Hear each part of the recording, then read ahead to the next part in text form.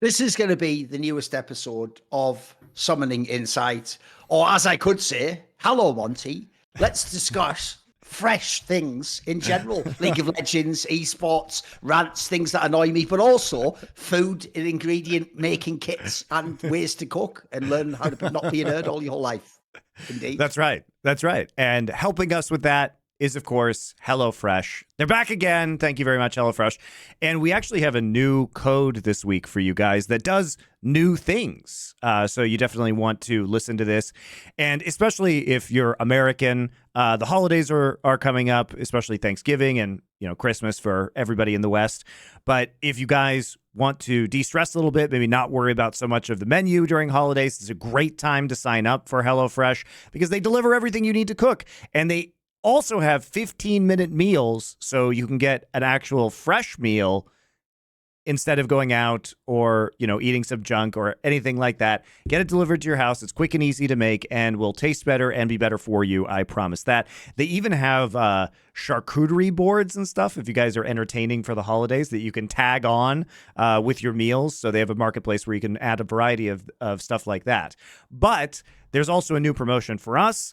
And you go to HelloFresh.com/LFNfree and use code LFNfree for free breakfast for life. So they have got breakfast now, one breakfast item per box while your subscription is active. That's free breakfast for life at HelloFresh.com/LFNfree with code LFNfree. And yeah, pretty great. You get every box you get will have a free breakfast item in it. So very good value if you guys go ahead and sign up right now. And you guys know that I have loved having this subscription service in the past. I do miss it dearly now that I am unfortunately unable to get it in Korea. But once I get back to the States, I'll be right back on that train. So been really enjoying having them as a sponsor. Thank you very much. Get your free breakfast for life, LFN free. There you go. And speaking of teams that were free, right? We had, it may not be LFN free, but it was certainly LNG free for T1 this week in the quarterfinals. Thorin, we had another Reddit thread about the Dade Award, where the Reddit plebs once again think they can give away the Dade Award. Right? I'm already about to go fucking mental here. Please tell me they didn't say Scout is the Dade Award winner. Did they say that by any chance? Some people did. Some people did. Right. Do you know why that's garbage? Because he played great at the Swiss system, you fucking morons. It doesn't even make sense. It will never make sense. Like, that's why you don't give the Dade Award out, because you don't even know what the fucking award is. You still think the Dade Award, you still think it means the player who played the worst in, like, a specific game. It never meant that. It always was about your team be hyped. So here's the thing. You're right on that. Scout does meet the initial condition. He was incredibly hyped, right? Some people said best player in the world. He was obviously the MVP of the best region in the world. That's all great, but the problem is the Swiss system was like half of his tournament, and he was just fine there, if not good, and he definitely had some big games there. So the funny thing about this is, Monty, I did want to have this topic with you, but I actually think, like, first of all, I don't think it's as obvious this year. And for me, if I have to pick someone, Monty, I'm going Keane from KT Rolster. This is a person who was called the best top laner in the world. He was voted literally all LCK summer first team, and I thought he was quite bad in the whole tournament, mate. I thought even in that, like, dodgy ass Swiss run they had, he had some fucking screamers, mate. So to me, if anyone, I'd say Keane does it. But then the joke there is, because none of you bloody watch LCK, you didn't hype Keane. So actually, it's just us who can give him that award. Like, what do you think? Because the other one's obviously Tarzen. But then again, did anyone really say he was the best? You know what I mean? I think a lot of people anticipate the choke. That's what I mean. There's not that many people really even get through the first, like, initial conditions. So to me, I don't know who else it could be. If it's not Keane, it's no one this time, right? I think there's a couple arguments to be made. I would argue that it is, in fact, nobody, because all of the players we were talking about actually did make it through the Swiss system. Typically, in the past, we've given it to players who crash out in groups, right? Oh. If you make the bracket, you can't have sucked that badly, right? And even then, there were a lot of other top laners that were in contention with Keane. Like, so coming into Worlds, just to refresh kind of where Keane was, we had seen an excellent performance from Zika in the top lane. he had a big glow up during the LPL playoffs where he played extremely well for LNG. Obviously, we know how Bin performs internationally, so there were expectations there. And 369 has had an insane year. And Keen was among those players, and I think most people would have put Keen within their top, 20, 15 players, depending on where you had him on your list. I would have had him higher.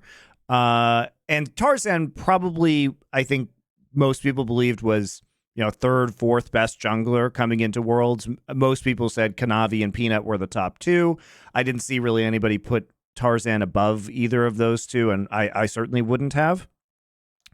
But I have to say, Tarzen's crash out was just so spectacularly terrible that, but it also happened in the bracket stage. Like, he wasn't great in the Swiss stage, and indeed his last performance on Jarvan was like really underwhelming in the Swiss stage, but he also did make it out, right? And so for me, it's hard to give anybody the Dade Award when they clear the bar of becoming a top 8 team in the world. What do you think? I mean, the real problem we have is, like, obviously the only LPL LCK team not to make it was D+, and nobody had their players as the best in the world. Like, they didn't meet the initial conditions. And then the other one, obviously, the only other team that's even in contention would be G2. And again, no one really said these players were the best. Like, I don't know anyone. Like, you might say people like raved about Hans Sama because they always do when he's good. No one had him on the level of, like, fucking Ruler and Gala and these players. No one was even pretending that. So even if he underperformed, like, first of all, he didn't play like shit through the whole Swiss, did he? He obviously had some very good games. And then on top of that, like I say, I don't think they'd be. So actually, to me, there was only a small handful of people who even could have qualified for this one. And I don't think they made it in the end. I mean, the real joke is even bloody Kane actually was doing well in the very last game of the tournament. Like the Jax game, actually, he had a chance in that one. So, no, by the way, I will say, though, if you notice one interesting trend, though, Monty, because I have a different perspective than everyone else, it seems, in esports about crowds, which is, it's funny because I originally came up with this by talking to Lurpes because he agrees. We don't believe that crowds actually help you. As in, people say that as like a universal rule, as though like it's like Magic the Gathering, Monty. You play like the fucking crowd effect, and that gives it, +4 to all creatures in play or whatever the fuck it is, right? It's not like that. To me, it's like it depends on the person and depends on the circumstances. Like, for example, sometimes if you're an underdog team, the crowd actually can pump you up too much, and you'll go for all ridiculous players. You throw the whole fucking game when, like, you might have just played normally. Also, and this is how I'm going to tie it in here, the crowd can obviously hurt you too. Like, the famous concept that people have in sports. So, like, if you're a really good player on the road, your whole shit is getting off on knowing how you silence the crowd, and then they don't give anything to their home team. So what I will say is, dude, I've seen both sides of that in this playoffs. Because remember, this is in Korea. So everyone will remember how everyone cheered for fucking, like, every single moment T1 was doing awesome. But I'll tell you the interesting thing I've noticed, dude, a lot of the players on who choked even on the actual fucking LPL teams were the Koreans. Did you notice that? It's Tarzen, it's Scout, it's fucking obviously like most of GenG, mostly. Katie Roast has a few players that are in there. Like, I think actually the pressure of being at home also is really big for these players who lose. I don't think people realize it's not just universally a positive always, Well, I think it's also true that we've very rarely seen teams win worlds in their home countries. And clearly that's going to be a biased statistic because, European and North American teams are never going to win any worlds, so of course they don't also win them. There's been a lot in here. Yes, true. Like half of them have been in here, so you did skew that one a little bit, Trey. Okay. So it is skewed a little bit, you have to say. But even the last time we had a World Finals in Korea, it was between a Chinese and a European team. So there wasn't even. I mean, famously, that was the 2018 tournament where all the Korean teams bombed out super early, and it's been quite a few years. It has been a rarity for teams to actually become victorious, not only in Worlds, but at MSI also. It does seem like even though you don't have to do the travel, you don't have the jet lag, you don't have the discomfort of being in a new country, you are, in fact, in your own practice facilities, especially in Korea, where all the teams are located in Seoul, right? It has at least made a difference in terms of the actual winners. And perhaps you could make an argument that the added stress of having to compete in front of your own crowd is a factor in that. By the way, obviously we will jump into all 4 of the series and we'll go as time as we want to go. But I will say, I actually did find also, even though on paper the quarterfinals looked good in the sense of like giving decent chances, like most of them, we pointed this out, we bet a lot of underdogs. Like the joke is we even said NRG had probably the best possible chance to get out of all those opponents. But if you actually look how it played out, I was a little bit underwhelmed by the quarterfinals, because here's my like quick assessment. Right, the GenG BLG series did eventually develop into a really exciting series that was actually quite fucking cool. Like, I even think people probably overrate how some of the GenG players choked. Like, they had some games that looked really good. The Weibo one was obviously a bit shit, even though, to be fair, like at the beginning of the game, NRG was sort of in it, but then they weren't after that.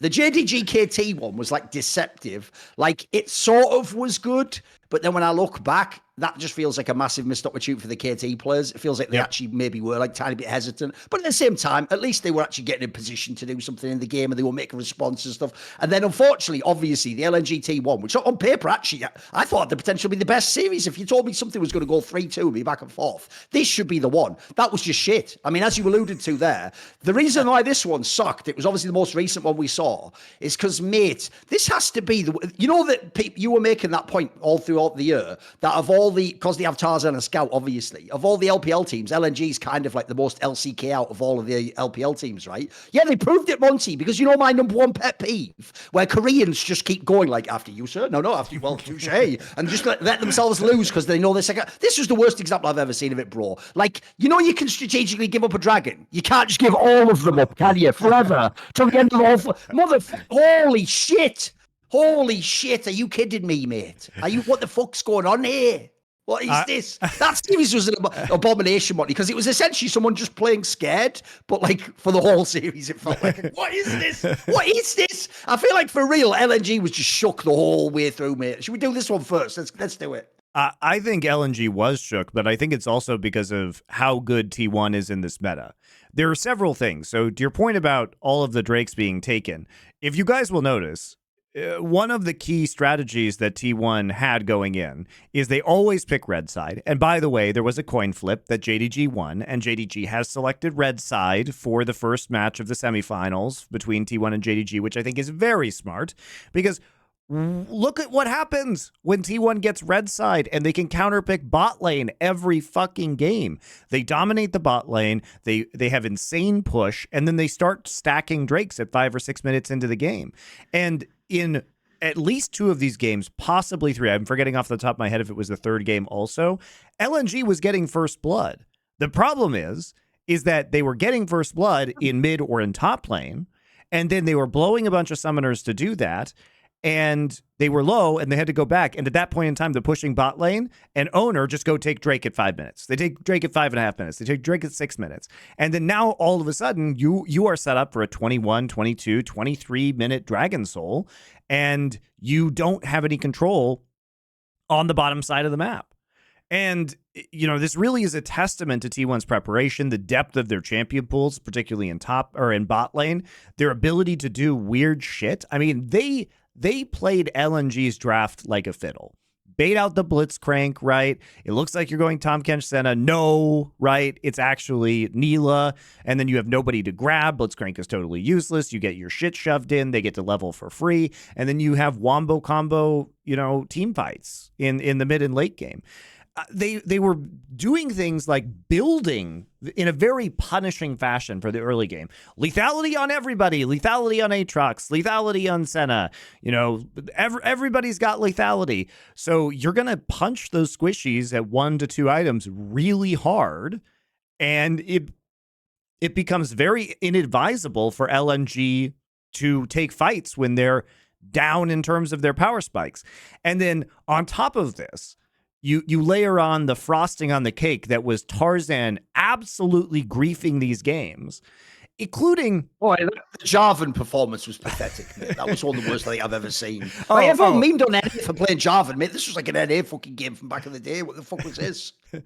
Like, I mean, the Jarvan game was horrific. He was horrific on Jarvan previously in this tournament, but he was horrific in a different way in that he just didn't do anything. He didn't do anything in the early game. He just the opposite farmed. in this one. Yeah, he was. I mean, there's no way you can remove from your mind, Monty, that sequence where Scout just inexplicably dived forwards on his own when the guy was at the Raptors, and then just Tarzan was like, "Oh, I'll have a go as well." Then just came out and then just died. Do you remember? To like the Oriana shockwave. Well, I remember. That whole sequence was actually for real. Like they both took loads of cough medicine and they thought that was synchronized. You know what I mean? Like, oh shit, Bob, did I do that? So who was that? Was that me or you? Like, what am I doing here? I mean, the funniest thing is that it doesn't even matter if it was synchronized because then they would have both died because there was just no play to be made. They would have just gotten caught by shockwave. It would have been the same bullshit just with two of them.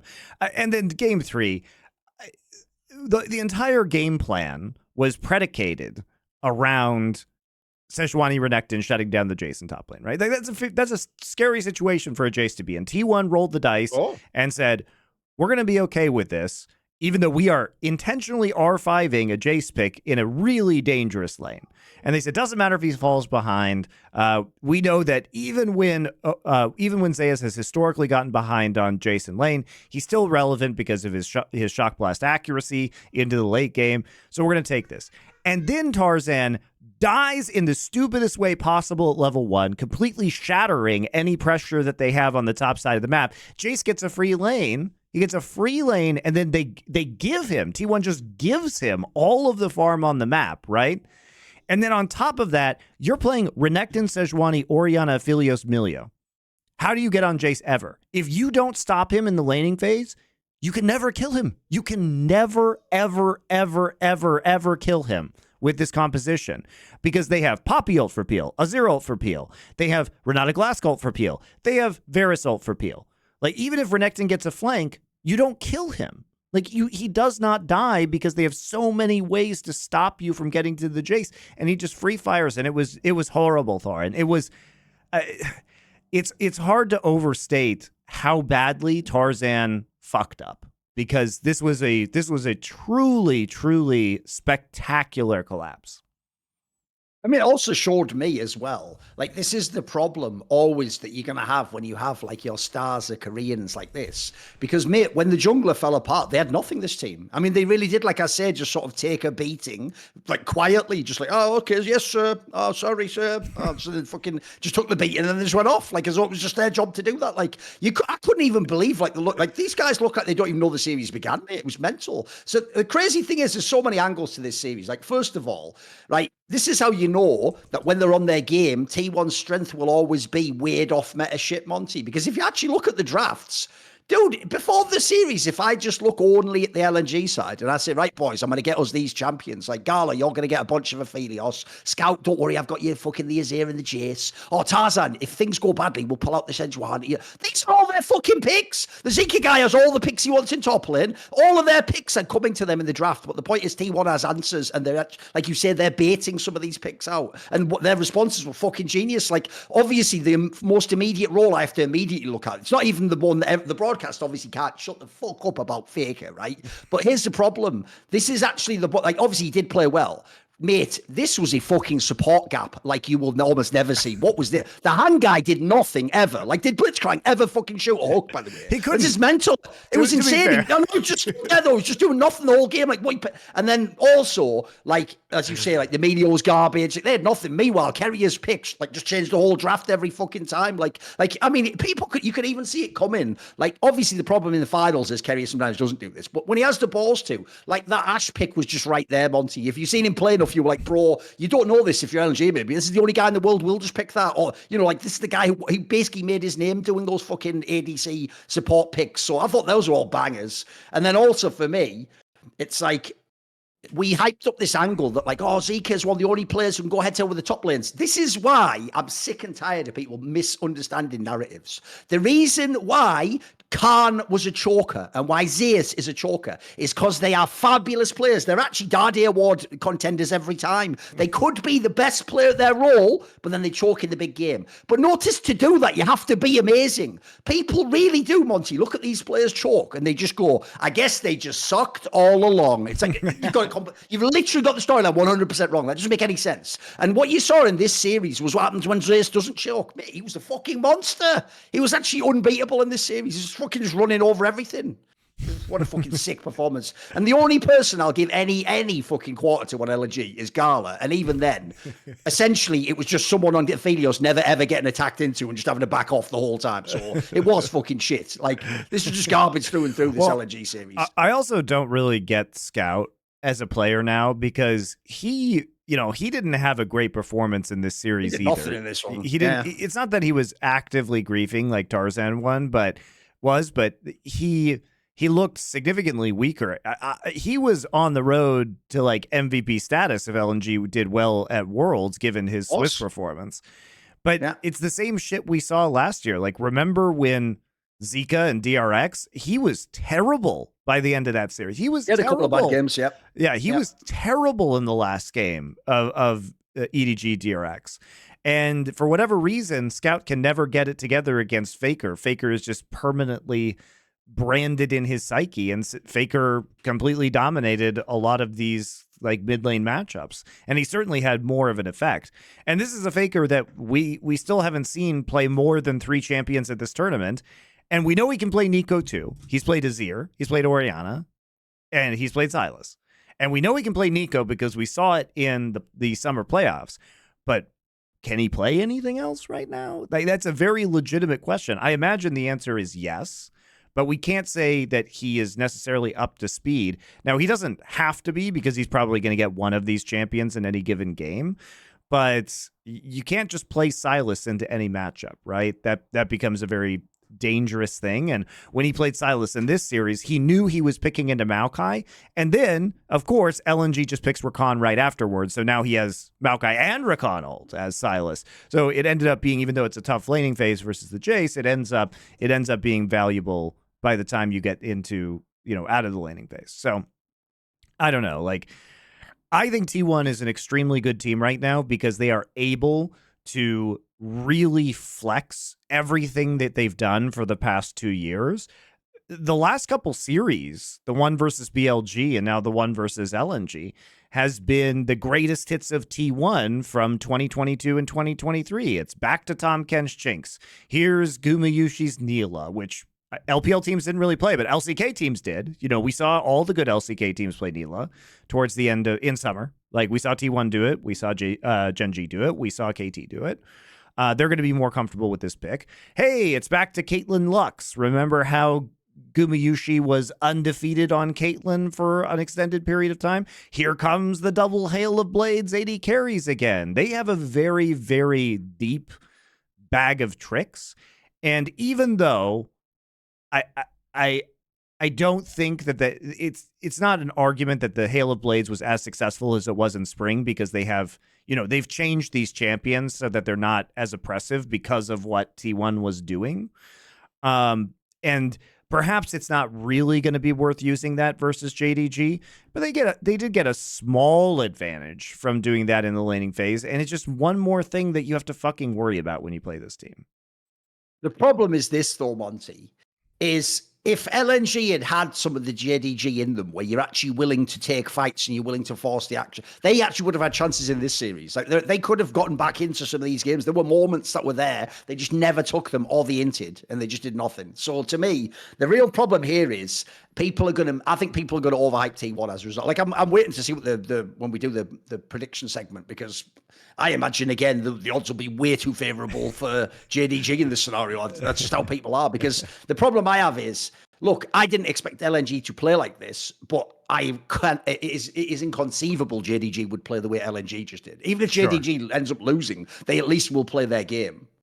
Should we switch on to the JDG series then? Because like I said, this was the one for me, Monty, that was like, it was like deceptively close, because it was actually like a game where, like I say, KT were making reactions and they were getting kills themselves, and they would get a pick every now and then, and they were getting their champions, and it's like you were like this close to it getting really good, and then it never really did. And it was just like JDG just did. This is why, if people don't know, to me, I can't even still conceive of a world where they don't win this world. It's like they just have like an unbeatable quality to them, and I think even they know it, which is the craziest part.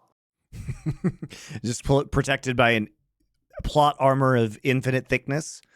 Because, like, by the way, preamble was mega. This actually, KT was the one team that looked like they had actually the style. It was looking like it was working early. Yeah, I think when we consider what KT did, clearly this is a series that should have gone to Game 5. It should have been 5 games. Yes. Yeah, it should have gone to Game 5. That said, the KT first map was relatively clean outside of Keen in the top lane. But it did feel as though, and BDD was, quite good, I think, throughout this entire series. But it really did feel like KT was still more or less opting into late game scenarios. They wanted the Aphelios versus the Zeri, or the Aphelios versus the Jinx. These are two teams that like playing these very late game scaling AD carries. And, it got to the point where KT started banning the Zeri, even though they're one of the teams that plays it as well, right? And I just don't think that in the future matchup of T1 versus JDG, the bans are going to change really significantly, because KT wanted to kind of sit there, scale up, and T1's just going to play super aggro. They're just going to play super aggro through the bot side of the map. They're going to try and get these edges in the bot lane. And for me, what was underwhelming about JDG in this series is that they were consistently falling behind in the early game. They were not playing particularly well out of the laning phase and losing early skirmishes.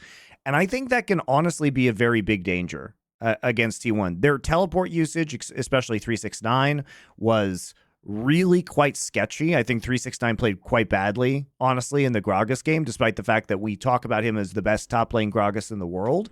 And it wasn't just his laning play or his micro, it was really just bad decision making about when to use TP. So this does give me some concerns. The thing about JDG, as you say, is that they just never lose. Somebody's popping off on this team, and Missing obviously had a wonderful series on this Rakan. Beast, yeah. Yeah, had a great series. Ruler was a little bit invisible at the start of the series, but then I think turned it on in a big way later on, and we got to see some really good games out of Knight as well. By the way, that Nico in the second game, that like 4-man Pot Blossom, this is where, like, if you've already seen the Western Nicos, they're on another level when they play it in fucking Asia, mate. Like, think how dangerous that is. Like, just, what do you even do against that? I think it was, sure. I also think that was an extremely ill-advised fight for KT to take, and that you can absolutely just give up that Rift Herald and you'll be feeling very confident as you kind of head into a late game situation. But when you give the Renata Glass Cup, as JDG did, you have to find alternate angles and see how you're going to, create pressure and pincer. And one thing that JDG is stellar at is all of these pincer attacks. I was streaming my VOD reviews, and there was a play that JDG made when they were having a team fight in the jungle, where they literally perfectly executed a 4-way pincer. Like, they were literally coming from all 4 directions perfectly on the engage. And I stopped it and I said, I don't know if I've ever seen a team do this before. I don't know if I've ever seen a team do this. The level of coordination that they have is nutty. Fucking Koreans as well. Like, they're not even, they're all speaking Chinese. It's actually mental that they're this good. Because that's the thing, Monty. You can tell when they do those moves. That's like just like intuitive team play. You know what I mean? Like, no one comms that. Like, there's no way you could coordinate it, but they just know how to play off each other. By the way, as you said about the Missing angle, as if it isn't terrifying enough that you can go through all the other players. Like, people think Kanavi's the best jungler in the world. All the other players, best at their role. Impossible. They all fit together. Oh yeah, by the way, the Missing guy, just this little Chinese support you don't need to worry about. Yeah, he's only like 31-3 on fucking Rakan this year. And spoiler, think about their style of team fighting. Like, Rakan is a fucking nightmare to play against. So, but the problem is, it's like we've been pointing out as well, Monty. You can't ban these fuckers out. Like, yeah, go ahead and ban the Missing guy out, and then ban out fucking Ruler as well. Spoiler, you've just given Knight and 369 all their champions. Kanavi probably gets the early game jungler he wants. This is why, like, for real, this is like one of those teams where you can only knock them out. You can't win in draft. You can't win by just doing the right thing early. You actually have to just straight up knock them the fuck out. And that's why, on the one hand, like, look, KT actually I thought it was quite an admirable effort, but there was still, like, they were missing that little bit. They didn't have the 5th gear they needed to go up to, if you know what I mean. Because I'm with you, Monty. After that first game, and then looking at the drafts, I was like, oh, they still think this is Swiss system. They want, like, the aiming angle where he just carries, like, 2 team fights at the end of the game. But how do you ever get there against this team? I don't know how you ever get to that point. That's the problem. No, and I think by the time we start looking, look, I appreciated some things that they did in this series. By the way, I had been screaming over the GenG series, where the fuck is the Lulu? Can you please just pick Lulu, right? This is going to be a lot better in terms of your ability in lane, and also it really relieves the pressure against some of the dive compositions that people are running over the course of this tournament, and it's extremely helpful for propping up your backline. But they started to run more pick style compositions. If we talk about Syndra, Vi, I mean, this is a very powerful 2v2 in the mid lane that can create picks into the mid and late game. That's one of the games that they did better. And indeed, they should have won. If Keen, I mean, they made the wrong call. Like, they started this Baron. Keen is sitting in the jungle waiting to intercept somebody at the top turret instead of just zoning the Baron. If Keen is at that Baron, there's no problem. They win that game, right? There are also, of course, other various tragedies, because the funny thing is that even after they lose that Baron, they're not out of that game. They also got trolled by the fucking Chemtech rift, where we saw the blast cone just randomly knock Cuz into, far away from the rest of his team where he's focused and killed. If that, it's funny, I was watching that. If that blast cone also knocks Keen in the same direction as the JDG teammates, he kills them all. And that's it. And the game is over, right? So the game is over if they get Baron. The game is over if Keen actually can follow Cuz and the rest of the members onto the blast cone.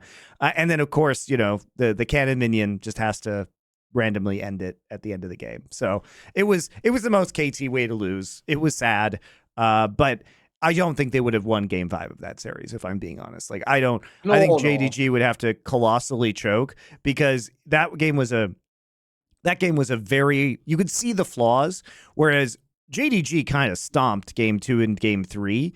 And especially by the end of game 3, KT was not prepared for the Sivir ults and the speed at which JDG was engaging. They were constantly out of position. They were threatening objectives while Keen wasn't setting up. So basically, JDG could just Sivir ult, have a 5v4 fight. And that's a team problem. It's not a Keen problem. They just need to respect the Sivir ult and the speed of that kind of engage. And that's how teams like I'm surprised, because that's how T1 uses Sivir too. It's not about the 5v5. It's about attacking the map when you have a man advantage with the Sivir and pulling off picks, or, collapsing on somebody on the side lane, or taking a 5v4, taking a 5v3. So I was surprised that they were not prepared. They did not feel prepared for that. But it was kind of a lethargic day for KT. That said, they did better than I thought they would. That's true. I mean, it's like we say, though, there really was a world where, like, it was starting to look, it's not impossible. Like, they have a chance to, like if you got to game 5, anything can happen in one game. Why not? Like, they've got the players, they got the player strength to do it. Sadly, like I say, though, like, I am just the player I'm the most disappointed by is just Keen, mate. Like, he could have been so much better than this. Like, especially because, like you say, it's not like this was an awesome 369 series. Like, it was right there for the taking potentially, but he just couldn't do it. He just couldn't do it for some reason. Something wrong with that guy's head. It has to be, because he's so skilled. This is one thing I am sick of, by the way, because they're doing it now with scouts. I'm sorry, just because you didn't watch the domestic league doesn't mean you get to pretend, if the last series they play sucks, that they were never good. That's not how it works. That is never how it will work. In the same way as if someone's the MVP of the regular season of the NFL and they suck in the playoff game, they aren't suddenly not the MVP. They still were the best player in the regular season. So people have got to stop doing that. But, like, the problem really here is now no one will remember how good KT actually was in the summer at one point, Monty. It'll just be forgotten because they blew the playoffs, and then now they just were sort of all right with how they went out at Worlds. But if you think about a world where on the other side of the bracket, Weibo hasn't done anything and they're in the fucking semis, this could have been so much more for KT Rolster. Like, this is a team that for real could have been like a top 4 team. I mean, by the way, if there was a lower bracket, dude, why couldn't they? They could be like the 3rd best team at the tournament. Who the fuck knows? Like, right now, beyond JDG, it's wide open. It's just day-to-day form and opponent in the draft. And so, like, this is a perfect example of a team that could have benefited from that lower bracket, as well as obviously GenG that we'll get to in a minute. Yeah, it just goes to show that it's very deeply unsatisfying that we do not have a double elimination at the World Championship, because now we have to, because of the shittiness of Swiss, we now are in a reality where Weibo is able to make a semifinal without having beaten a single LCK and LPL team. Yep. And in fact, losing games to a Western team that didn't even make quarterfinals. So they lost to G2. G2 doesn't make quarters, and yet here they are in a fucking world semifinal. And as Thorin and I have said, you can have your garbage ass Swiss system if at least we have double a limb, so I don't have to live through Weibo Gaming, definitively being top 4 at this tournament, right? They at least would have an opportunity to also play through the losers I don't bracket. know about you. I want to get your take on this. What do you think about this? Because here's the problem.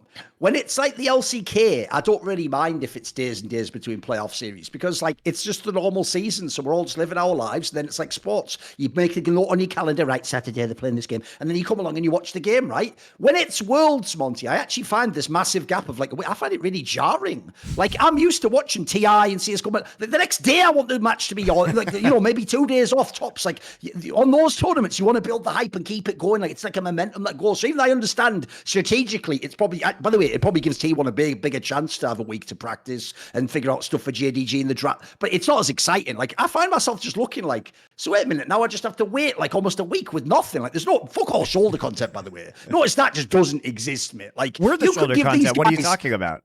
I mean, in a way, we out is the saddest thing. We're just unpaid shoulder content for Riot, essentially. Yeah.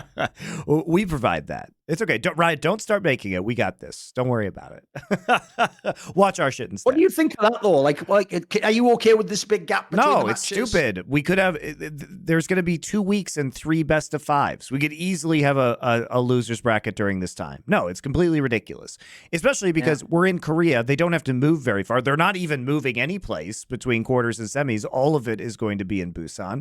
It seems incredibly easy to be able to run a loser's bracket in a way that would be satisfying for the fans and everybody else, increase viewership, et cetera, minimal additional cost, if we're being honest, because you probably still have that venue rented out because you're not picking up your set between the quarterfinals and the semifinals. That venue is just sitting there gathering dust during that time. So we might as well have a few more matches, have a better tournament, have higher viewership, get more excited for the finals by the time we reach the end. And as to your point about T1 practicing, Thorin, I don't even think that's true. Because here's the thing. Who is T1 going to practice now? Who are they going to practice? They can't practice the LPL teams because the LPL teams will all talk to each other.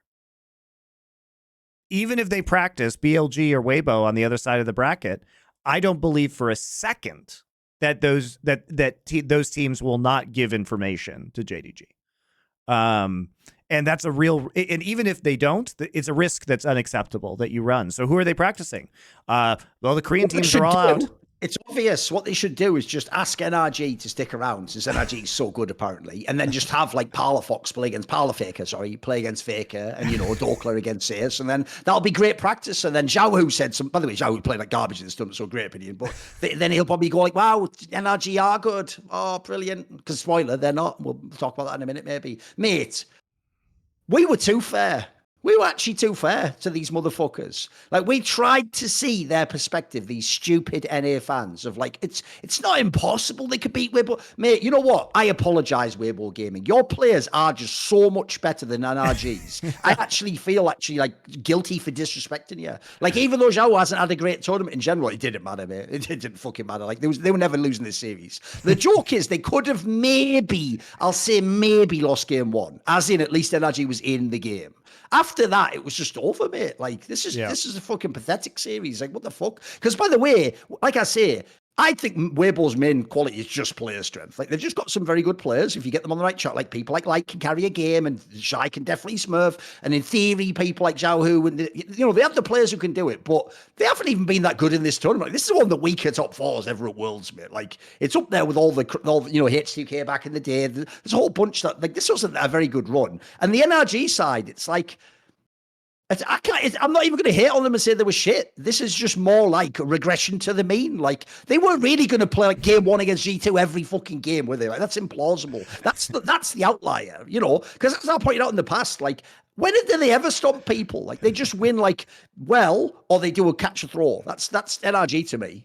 Well, I think truer words were never spoken than this. Contracts can only have one best game of his life. Exactly.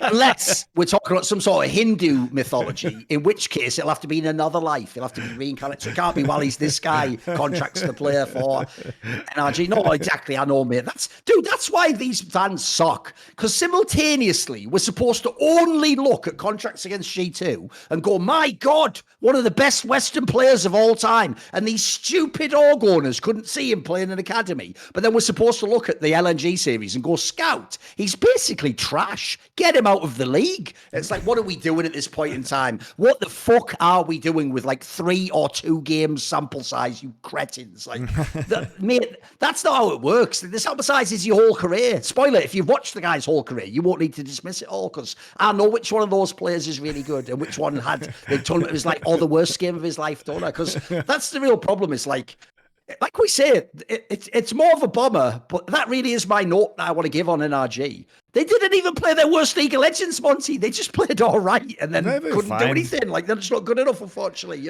Sorry.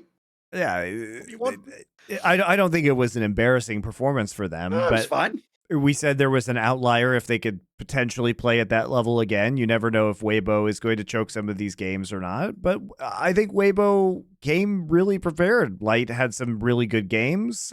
We saw that they were very much ready for an Ezreal Karma counterpick into Caitlyn Lux. We pull out the Heimerdinger. That Caitlyn Heimerdinger is obviously a lane we saw a lot towards the end of last year.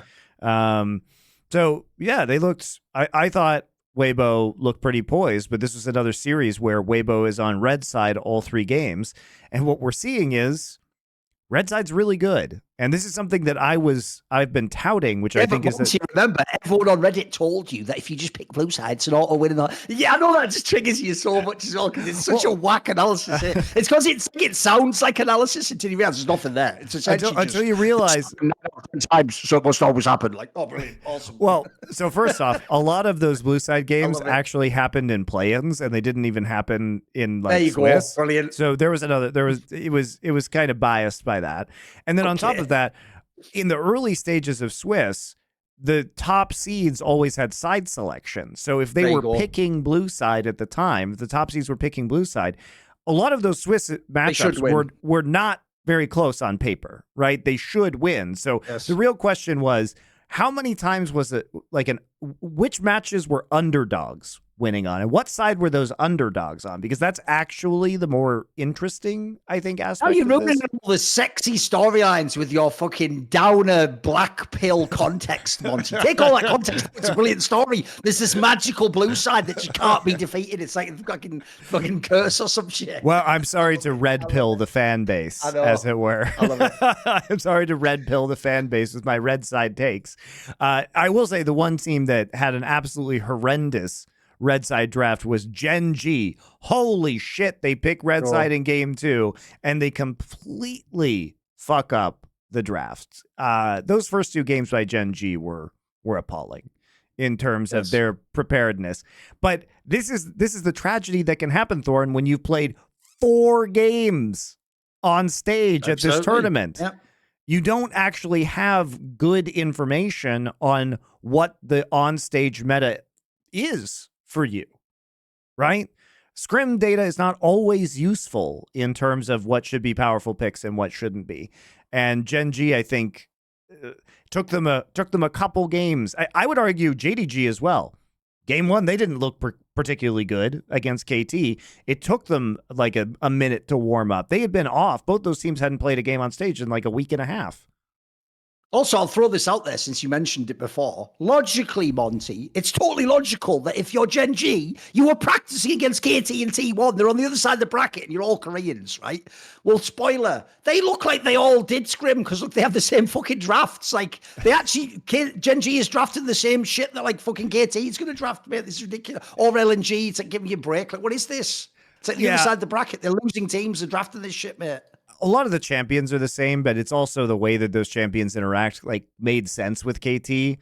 GenG, it doesn't make any sense, right? Like, why are we letting Billy pick Renata Glask in the first 3 picks, and we are trying to play Aphelios Tom Kench into that shit? Like, what the fuck is that going to do? nothing. Like that's an unplayable situation in mid and late game with Kalista Renata ults. Why are we giving up Jarvan Orianna Rumble? Like, I understand that you don't think Bin's going to play Rumble because he had literally never played a Rumble game in his entire career up until that point. And maybe you don't think Jun's a good Jarvan because I think he had 1 or 2 Jarvan games in his entire career. But you can't just give up these power picks like this, especially when Jun is having a fucking fabulous day. Jun looked amazing in this series. Contrast that with his Nidalee level 1 inting in the T1 series, right? But I think that T1 series really helped them stabilize which picks they wanted to go for, but they consistently got very, very big draft advantages. And there's just no world where GenG should be giving away Xayah in a second round in the second phase of the draft when we have GenG on red side. Like, what the fuck is that? You literally could have picked it on R4. Like, what are you doing? Like, Pace is a perfectly good Xayah player. It makes absolutely no sense that you would be prioritizing this Aphelios in this scenario. So they really messed up. I mean, and again, we thought we would avoid potentially the international performance of GenG, and they kind of pulled it together at the end, but it was too fucking late. You can't just give up 2 games of this series and think your odds are going to be good that you're going to reverse sweep. Yeah, that was the weirdest thing, wasn't it? Because obviously now everyone's just going to use the usual narratives, right? Peanut and Chovy chokers and they can't win. But if you look, normally if you choke Monty, it's the other way around. It's like you play well in the early games, like 1 and 2, and then you just fall apart as the series ends. If anything, it was the other way around. Like they were shit at the beginning, and then they got it together and looked really good, and then they just couldn't do 3 games in a row. Because I'll tell you another thing, by the way. I also do appreciate just the cynical fucking drafting from BLG. Just ban Rakan every single game if you play against the light. Why not? You saw what he does. And by the way, he actually was the player who had a good series. I still thought for fucking GenG, mate. He's still good. Like, that guy tried his heart out. There's just nothing he could do in the game. Like, it's so sad because you actually do feel like if they split one of the first 2 games, they win this series. Like, it was right there, but they just put themselves completely in the hole. I mean, Thorin, if we're being honest, Game 5 was an entirely winnable state for them. They actually had an advantage in the mid game, and it wasn't until they really fucked up the fight around Drake where Doran, like, didn't flash and didn't use stopwatch for reasons that I don't understand, that the momentum really shifted away from general them. As a series, though, didn't he? Like, that's the other sad thing. We've been trying to talk it up for the people we know don't watch LCK, that, like, this has been a different Doran. He really was actually good against even the best top laner. Dude, this is exactly the player that used to be memed on years ago. Like, he was making some terrible mistakes in this one, or just being mad underwhelming. I mean, he carried Game 3. He was great in Game 3 on the Aatrox. Sure. He was great in that. He actually saved them big time. And I thought his Rumble was also quite good in Game 4. But people just, at the end of the day, the unfortunate thing is that people are going to remember that Gnar play forever now because it was a series losing play and it was so baffling in its execution. Yes. But really just super disappointing because we didn't get to see a game where it felt like all members of GenG were firing. Like, they were bailing each other out, but the first 2 games were really, I think, quite damning, right? They were quite damning. And you just can't give up Rumble, Jarvan, Orianna. That combo, by the way, that's a combo that's 10 years old in League of Legends right now. Very old, yes. It's extremely old. And it's a known quantity that when you have all of these champions and they're in a powerful state in the meta, that you are going to get the hot pie. You're going to get fucking toasted. And it's really, really strong in the mid game. And it used to kind of fall off, but now because of how hard Orianna's been scaling throughout this tournament, it really just feels like the Orianna picks up the slack by the time the late game rolls around and you still have a lot of viable late game team fighting and damage. It's tough. I think it's really, really tough to give that up. But credit to BLG because they retooled their entire draft between their T1 games and these GenG games, and it felt like they were much more on the money, right? They have answers to everything. They have answers to the Kalista. We'll play Ashe Tahm Kench. They're playing the Senna Tahm Kench to get push and get priority over the bot side. The priority over the bot side is going to be a huge factor moving forward. And that's why I'm worried about JDG a little bit. Like JDG is... I mean, go on. JDG is excellent at the team fighting and the fundamentals of the mid-late game. They're excellent at coming back from situations with deficits. But the way T1 is playing and how hard and fast they can snowball on you makes it... If JDG cannot go into the T1 series and think that they are going to be playing Zeri. Like, they can't possibly think that. And I'm not saying JDG can't play a lot of the things that T1 is playing, but I wonder if they can do it as well. And I think Red Side is going to be absolutely huge in this series, because allowing T1 to snowball off of early Drakes like they did is super dangerous for JDG. Because the problem is that you're never actually going to come online as JDG if there's a 21-minute soul fight. Like, the game could just end right there for you. And they haven't, that hasn't been their point of strength at this tournament, is those kind of fights with disadvantages. Like, they can close on you at 28 minutes if they win that fight. But if you beat them up and you're threatening game-ending states in the early 20 minutes, I do worry for JDG. Right, we obviously did on this show and Competitive Edge point out that actually BLG did have a real chance, and like the odds were crazy for them, etc. Like, to me, I think people always overrated GenG just because, like you said, they didn't play anyone. I mean, one of the opponents they played fucking GAM. Who gives a shit? It's only Team Liquid has to pretend that's a real team. I don't even think GAM should be in the fucking main event. I think they should be a permanent playing team. And if they can get out of that over like a fucking Chinese sixth seed, then congrats, you get to play the main event. Otherwise, fuck off. I don't care about what you played against. So to me, GenG had shown us almost nothing. They basically beat T1 in one game, and then G2 just wasn't on their level. That was it. So to me, I never knew how good GenG was. I was waiting to see. But like BLG, I knew, this is the key thing I knew about them, was they have fucking mad heart, and they just don't give up in the game. Like, I love their style. It's another really fun style to watch get back into a game, to have like the right picks come to them. But I want to ask you about the GenG side, because they've done this now with two different bot lanes, but the other three players are the same. And here's the problem, Monty. So last year in summer, they were the best team in the summer. They go to Worlds, they bomb out, in that case in the semi-finals, because they had that nonsense where they played down one first. This time around, they were the best team, actually technically the whole year, if you look at like the results all in all. They were the best Korean team.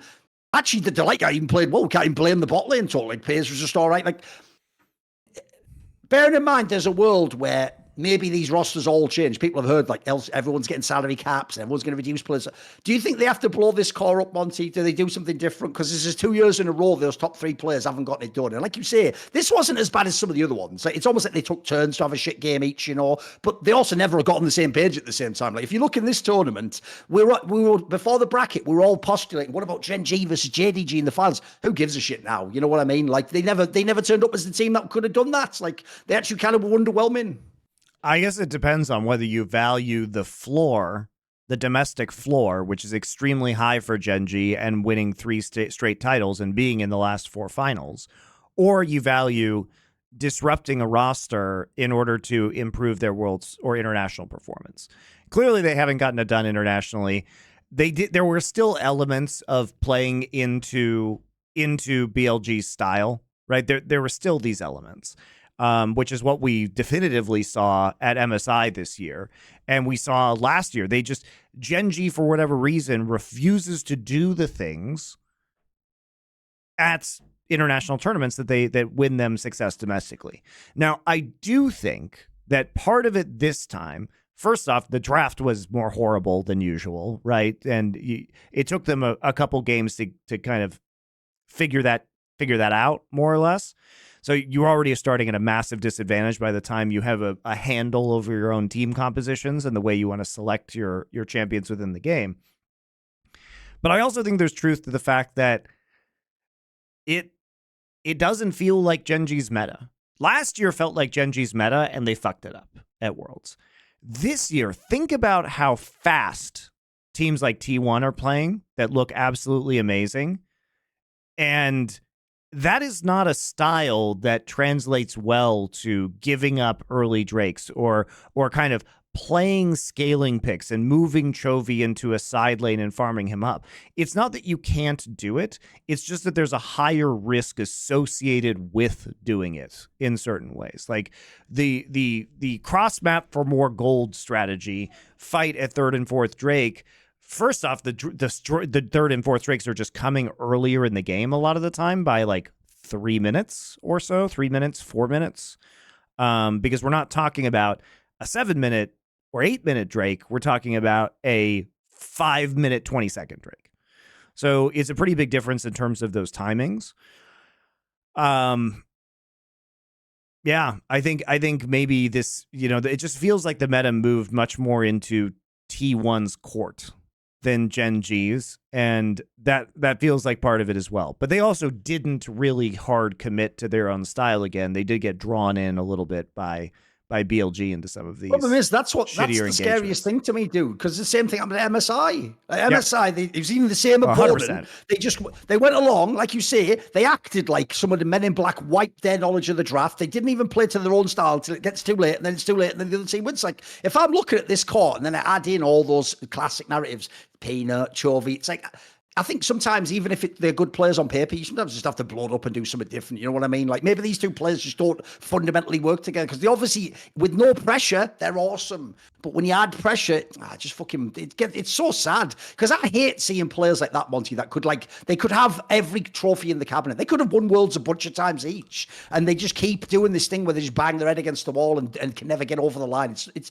actually genuinely the saddest thing in esports, in my opinion. It's like truly great players who just can't win the big one, Yeah, and I do think that even though the domestic success has been good, at this point, you wonder if it's too ingrained in the players that they're just going to fail internationally, that it becomes almost a self-fulfilling prophecy, right? That the lack of performance and the disappointment, because you could say the same thing maybe about T1 and this group of players, but at least this group, like T1 has performed better internationally over the last couple of years than GenG has. Yeah. Right?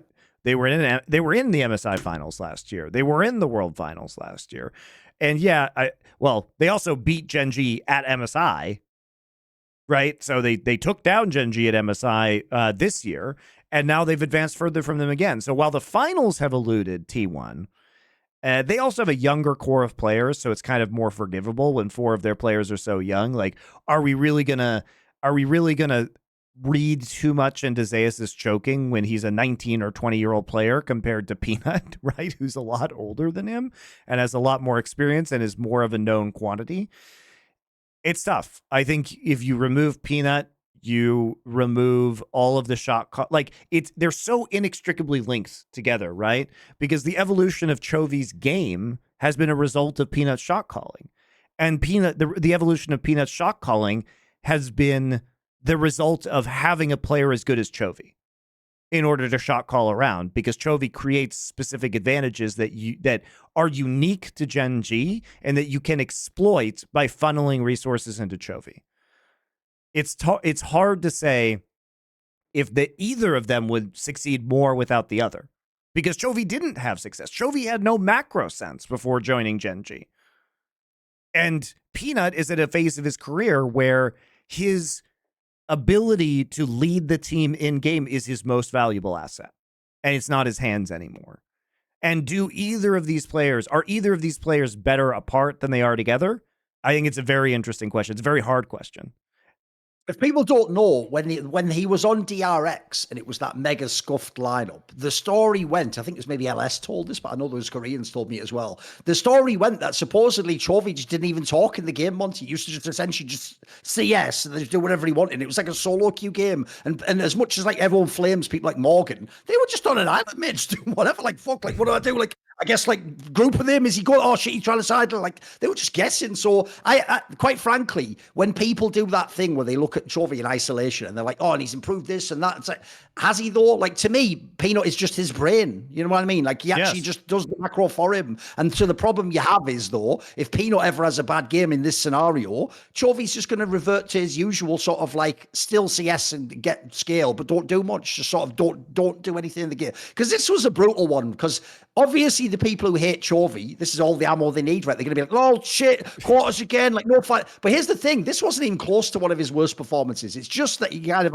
had a couple of good games and then a couple where it's like he just didn't do anything. You know what I mean? Like the difference is it wasn't the Chovy from the, like there's a reason why even Dom, who notoriously likes the LPL teams more, called Chovy the best player in the world. He didn't call Ruler the best player in the world. He called Chovy the best player. That player is mega. And when he's not in these scenarios, that's also a killer. Is it's easy for everyone to see, Monty, when you choke and you just make the bad play that loses the game, like that Doran one you're talking about. But I always thought the worst choke in a way is the one where it's like what Scout did. You just don't do anything. You just let yourself lose, and it's almost like you're like, oh well, go again. And it's like, mate, in your career you don't get. Chovy's had 5 worlds in a row now, no finals. That's actually fucking brutal. I know a couple were on the shit teams, but even so, eventually it's got to happen one time. I mean, in this last 2 years, you've been the favourite. Even the last semi-final and then this one now. You're on paper, you're the favourite. You're supposed to go through. So I mean, like eventually it's going to happen for this guy because he's too skilled not to, mate. Like it has to happen. Come on.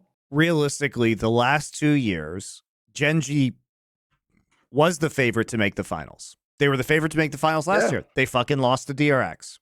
They were the favorite to make the finals this year.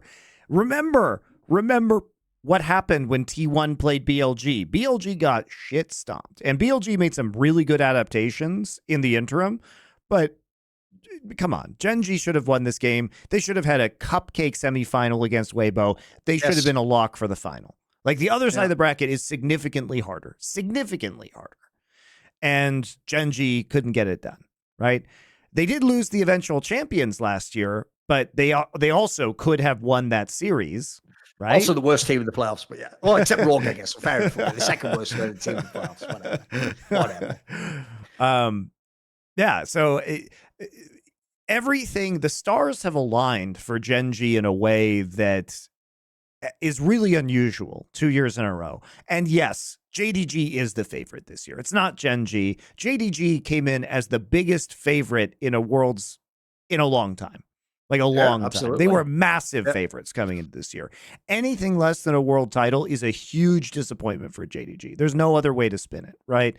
Whereas there were other contenders. I said GenG was my favorite last year. Other people had different opinions about who was the favorite. But I don't think anybody would have said that JDG is not the favorite this year. Anyone. And if they did, I'd love to see their reasoning, especially if they end up being right. Because also, even if T1 wins this year and T1 actually manages to overcome JDG, I don't think people would have seen the meta spin that has happened that made T1 powerful, right? Because that's not predicting T1 after the Faker injury, what we saw them getting completely dumpstered by GenG in the LCK playoffs, the LCK finals. You would have to be a madman, I think, to predict this team to win Worlds with any sort of reason prior to the start of this event. But GenG, you know, I don't know. I was sure they were going to make the finals at least this year. I think they would have won, but it is super disappointing that they get the easy roads and they can't even walk down them without tripping over their own shoelaces. And it's not that they lose a great series either, because if you have been watching GenG as an LCK fan, you just feel hollow watching this team because you're like, this is not what I saw. This is not what I watched all year from you guys. And now everybody who doesn't watch LCKs thinks that's what GenG is, but it's not. Oh, there's a reason. I was even trying to explain to someone who hasn't watched League in a while, like, oh, watch what the GenG team's going to do now. It's mega. Like, they're basically, in certain game states, they'll just set up the waves and just use the map again. They never fucking did it, of course. Never did it, of course.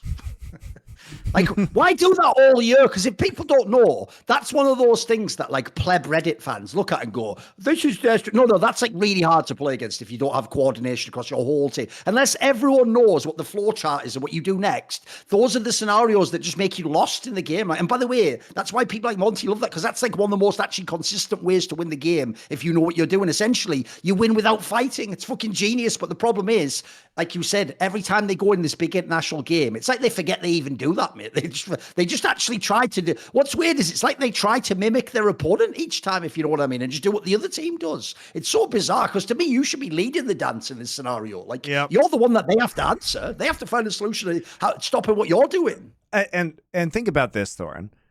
Who busted out their own style? It was fucking T1. They've been the one busting out their style. And it doesn't matter if double Hail of Blades AD carry is no longer as strong as it was back when they were playing it in spring. They're still doing it. They're still trying to play to their strengths. They're replaying all their old hits on stage for us. And we just don't get that with GenG. We get fucking nothing. I don't get anything cool from GenG. I don't get to see any of the fun picks that they've had in the past. Do I get to see, Chovy play Ari, even if it's not ideal in this meta? No, I don't. Do I get to see Doran try and play Gangplank and succeed into Bin's Jax? No, of course I don't. I don't get to see that, right? It just feels bad. It just feels super bad. I don't get to see the fucking Poppy jungle from Peanut. Just a bummer. Just a big bummer.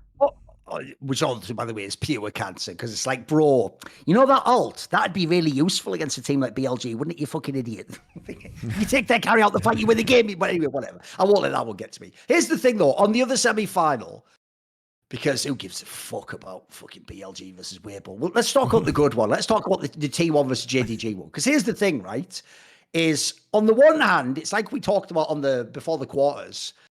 If Zeus isn't going to choke and he's actually going to just play really well, then T1 is a factor. You've seen it here. I mean, obviously, like you said, there's so many draft edges they have for the bot lane, and then Faker's job basically is just stay alive and be good and pick 2 or 3 champions and just play them well. It's like classic ones as well, by the way. You know how to play Azir and how to play Oriana, the most classic champions of all time, and then you have a shot. The problem I have is this, is right now, everyone is just putting all the positives for T1 and they're stacking them all.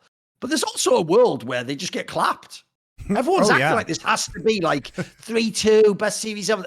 I want to see it. If it is, then awesome. I've been waiting for a banger series, but I think there's also a world where, like, JDG, by the way, no joke, I don't even think they've looked super dominant in all their games. They just don't lose is the thing, Monty. Like, they can make a game look messy. They just don't lose. That's the problem.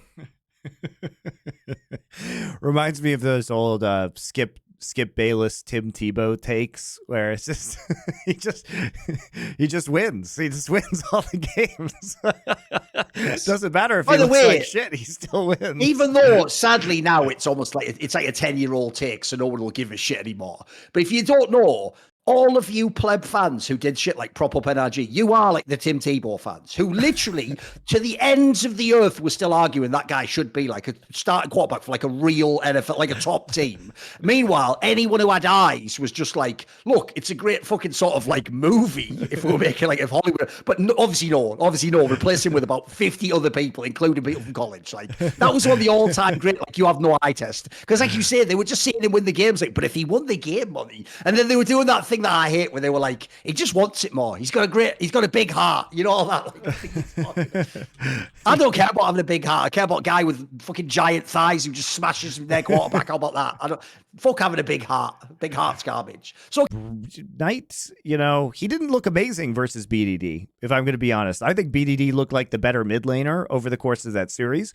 I think 369 had some pretty terrible teleport usage, and I think Knight did as well. Meanwhile, I compare that to Faker and Zeus, where they're literally ganking top lane and then double TPing into bot lane to take every objective as fast as possible. The coordination and snowballing around T1 seems super good at the moment. And I also think that JDG is not going to have an opportunity to come into the game with their signature team fighting, because I think they're going to be so far behind, and T1 is still going to emphasize these early game lethality power spikes to overwhelm JDG.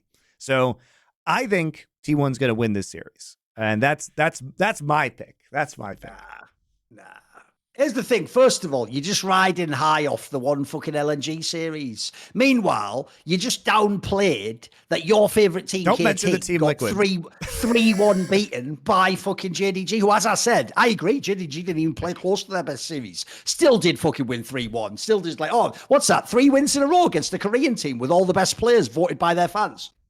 Right, we'll be off into the semis. This isn't the old teams that Knight used to have that used to collapse. This team's just a banger. So the problem I have is your scenario could happen for a game or two. Yeah, T1 could get really ahead in a game. Can they do it 3 out of 5? I don't think they can, mate. I don't think they can. And also, I think people are just riding the high. That notice in that scenario, every single T1 player is just playing peak CS, League of Legends. Sorry, like they're all just awesome. Carrier does all his ballsy picks. Kumayushi is great, and you have to ban Caitlyn against him. Zeus is going to carry. Like, oh, there's a million ifs here, mate. The difference is for JDG, it just happens for them, mate. They just win these fucking games. So I love this angle. I love the idea I'm getting JDGs to win this series. Like, I don't think they're losing, mate. I do not think it's happening.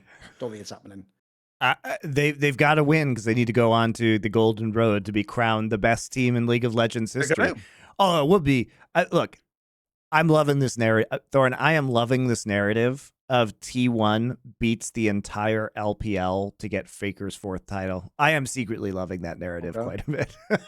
Not going to happen, so it's all good. Don't worry about it. Just enjoy it now. Well, lads, you've got like, 4 or 5 more days to enjoy it. And then after that, it will put it on the shelf. It's just another one of those what ifs that could have happened, but it didn't happen though, did it? So, because the other problem I have here is surely Faker is going to have to play all the champions eventually. This can't just hold that he's really just going to stay on this. Like, look, I get that you can basically always pick Orianna and Azir, but I think people, man, I thought people really overhyped that series. Because here's my problem.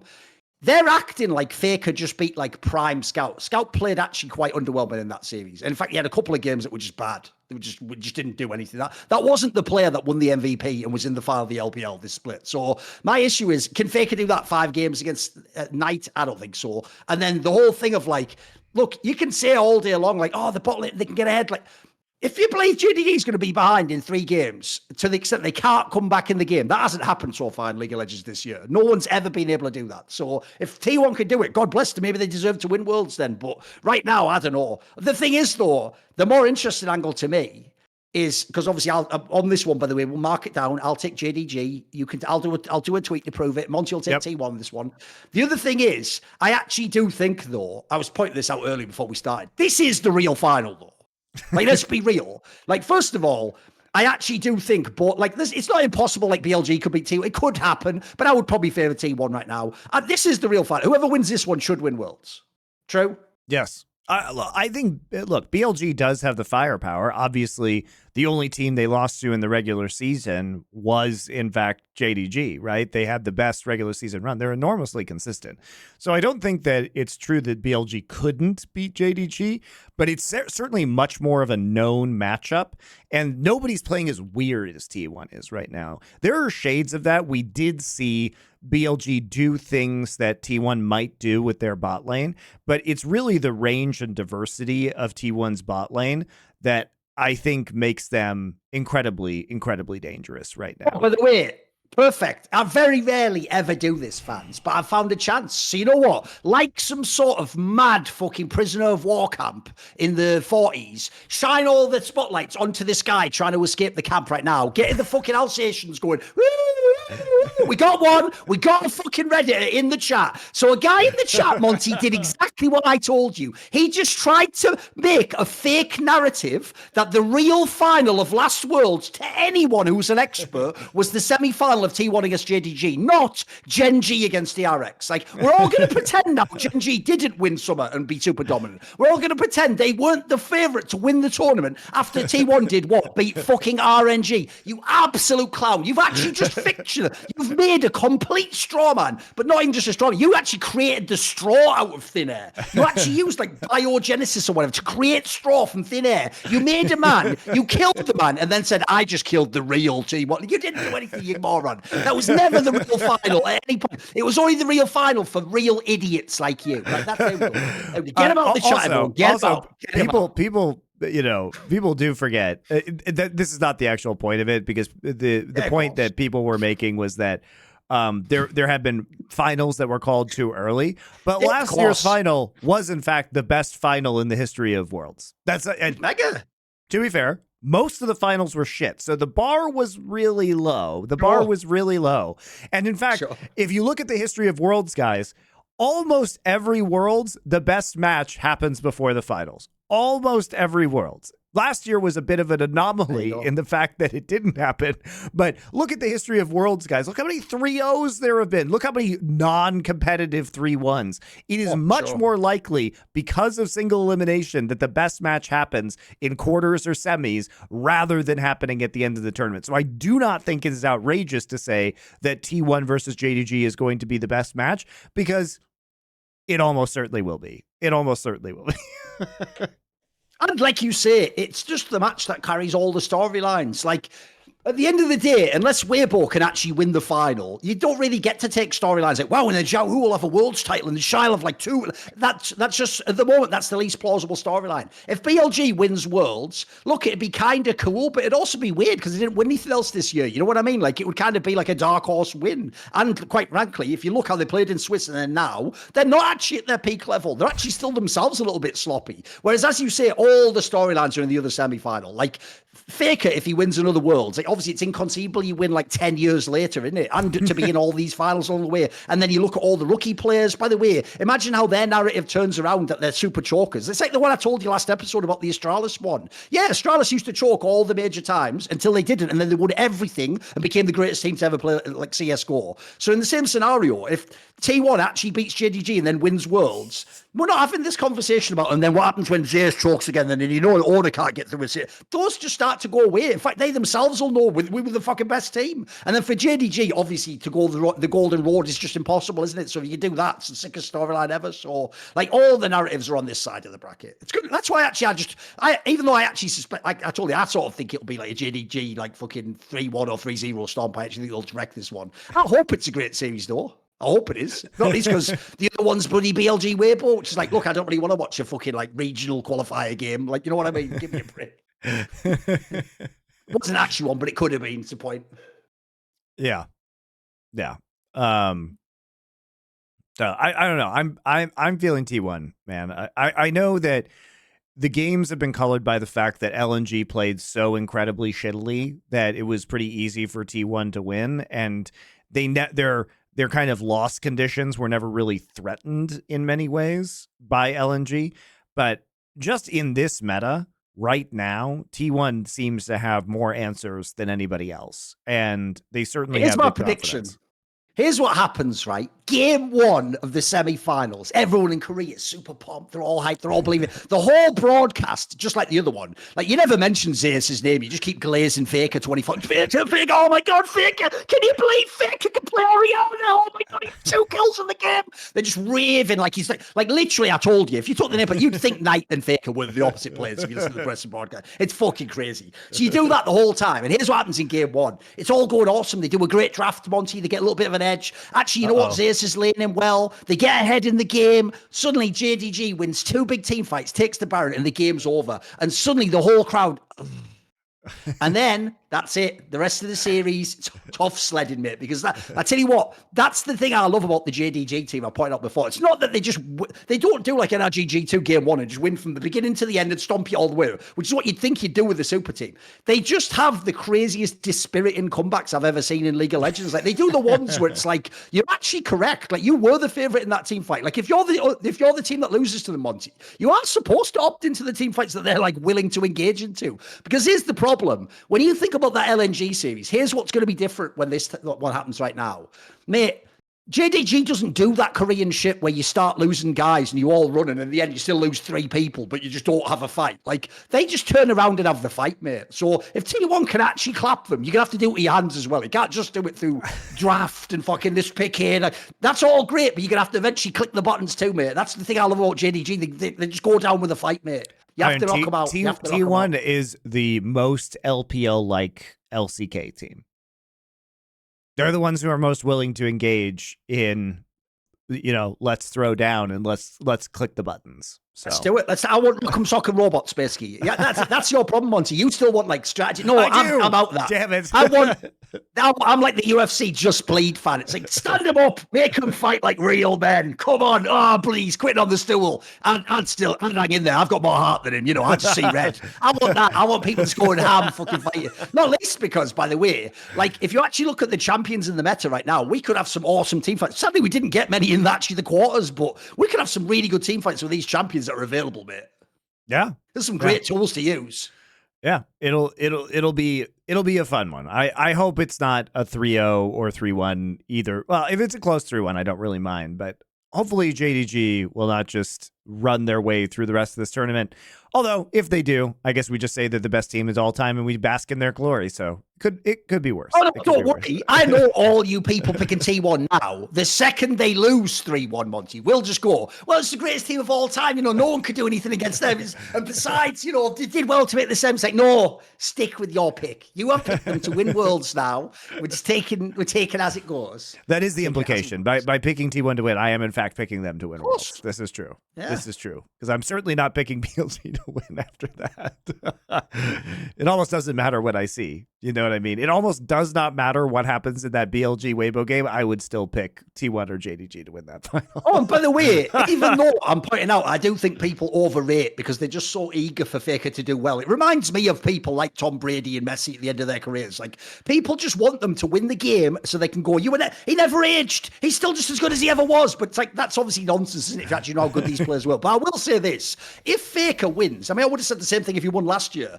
Look, you can't be bad and win Worlds. Like, that's just not possible. As in, like, even the players I meme on in DRX, like, Kingen did play a great final. I think he is a bad player, but that one-off fight. So if Faker can actually make it there, it's not like he has to be the best player. He's very unlikely to be the best player on T1. But just to play a mid lane, still arguably the most influential role in the game, and to win Worlds 10 years after the fact, that is an insane achievement. It's not like you did it in the same way you did when you were the carry, but like I say, to even be like a lesser part and do that still is really fucking hard. That's you don't trip over and do that. So like, people don't realize I'm not hating on Faker. I just hate when people just go too far the other way and just talk like 7 years ago or something, mate. Yeah, and I think the more impressive thing is the transformation that Faker would have taken in his career in order to accomplish these feats from his first title to his last. For sure. I mean, you could argue it's the only way you could do that, right? Like, what are the odds you could really still be the 1v9 carry 10 years later? Like, to win, you're probably going to have to become like a. By the way, it's the same in sports. You know this. Like, you give the keys over to someone else and you just facilitate them winning. You know. Yeah. And if you can be, oftentimes the veterancy and the mind that's directing the team is the most valuable aspect of that team in the end. Especially, I mean, the team's just very well constructed. It's very well constructed with 4 younger players with high mechanical abilities and broad champion pools directed by Faker at the center of attention. It really does feel like one of those veteran quarterback games where, yeah, they're not going to be the guy who's running the scramble drills and going for additional yardage by running anymore, but they can pick apart the enemy, the opposing defense with their mind, and that turns out to be much, much more reliable. Even if their physical abilities are no longer entirely there. And that's what Faker's been doing. He is the shot caller on this team. You know, I've said this before. I don't want to say that it was a good thing that Faker got injured, but for his legacy, it was actually amazing. It was actually fucking amazing because we could see this exact team and what happens without Faker in it, and it is fucking disastrous. So shows how valuable he was for sure, and it really does bolster the legacy that he's built for himself at this point in his career. And I think this is going to be, it's ride or die now for this iteration of the T1 roster. After this season, only Faker and Owner are on contracts. You know, Gumayushi, Keria, Zayas, they're going to be free agents. And if it's another failure, I don't think this roster sticks together. If they can win Worlds, I think they might try and run it back. Well, here's the interesting thing, Monty. If you think about all the different moves and all the contract stuff that's coming in, right? Well, remember, we know the JDG team can't keep that team. It's just too expensive.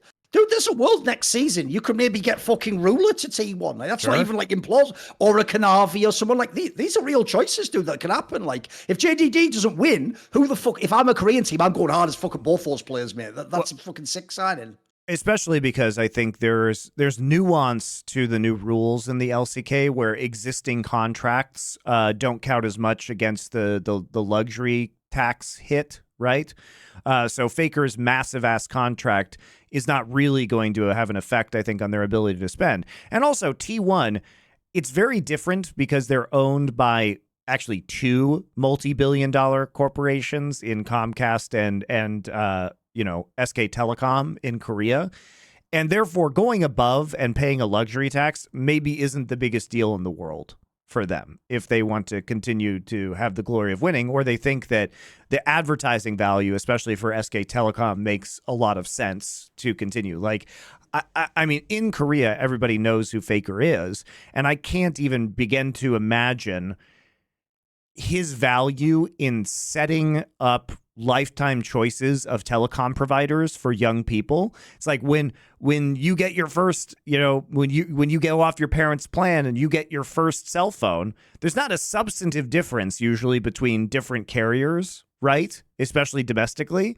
So he sets somebody onto the path of SKT and they just stay there paying monthly for decades, right? So his marketing value is huge.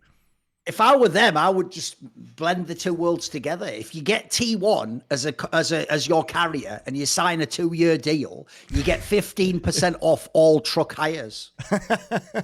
That's right. Think of the fan base, tie it together. That would be really good. That's a straight fire. Like, yeah, exactly. Hold them accountable. It's called the T1 accountability promise. There you go. You can cancel your contract if T1 chokes at another international final. Yeah. And the difference is, unlike NRG, these contracts will be good in a year. There we go. Snap. That's a free one for you there. Free one. There you go. All good. It's all good. Too good. Yeah. So I don't know. I think it's going to be fun. The semifinals are shaping up well. I can't imagine what the viewership is going to be for this T1 versus JDG match. Like, it is going to be. It was huge. The viewership was huge at MSI. It's going to be absolutely massive this time around.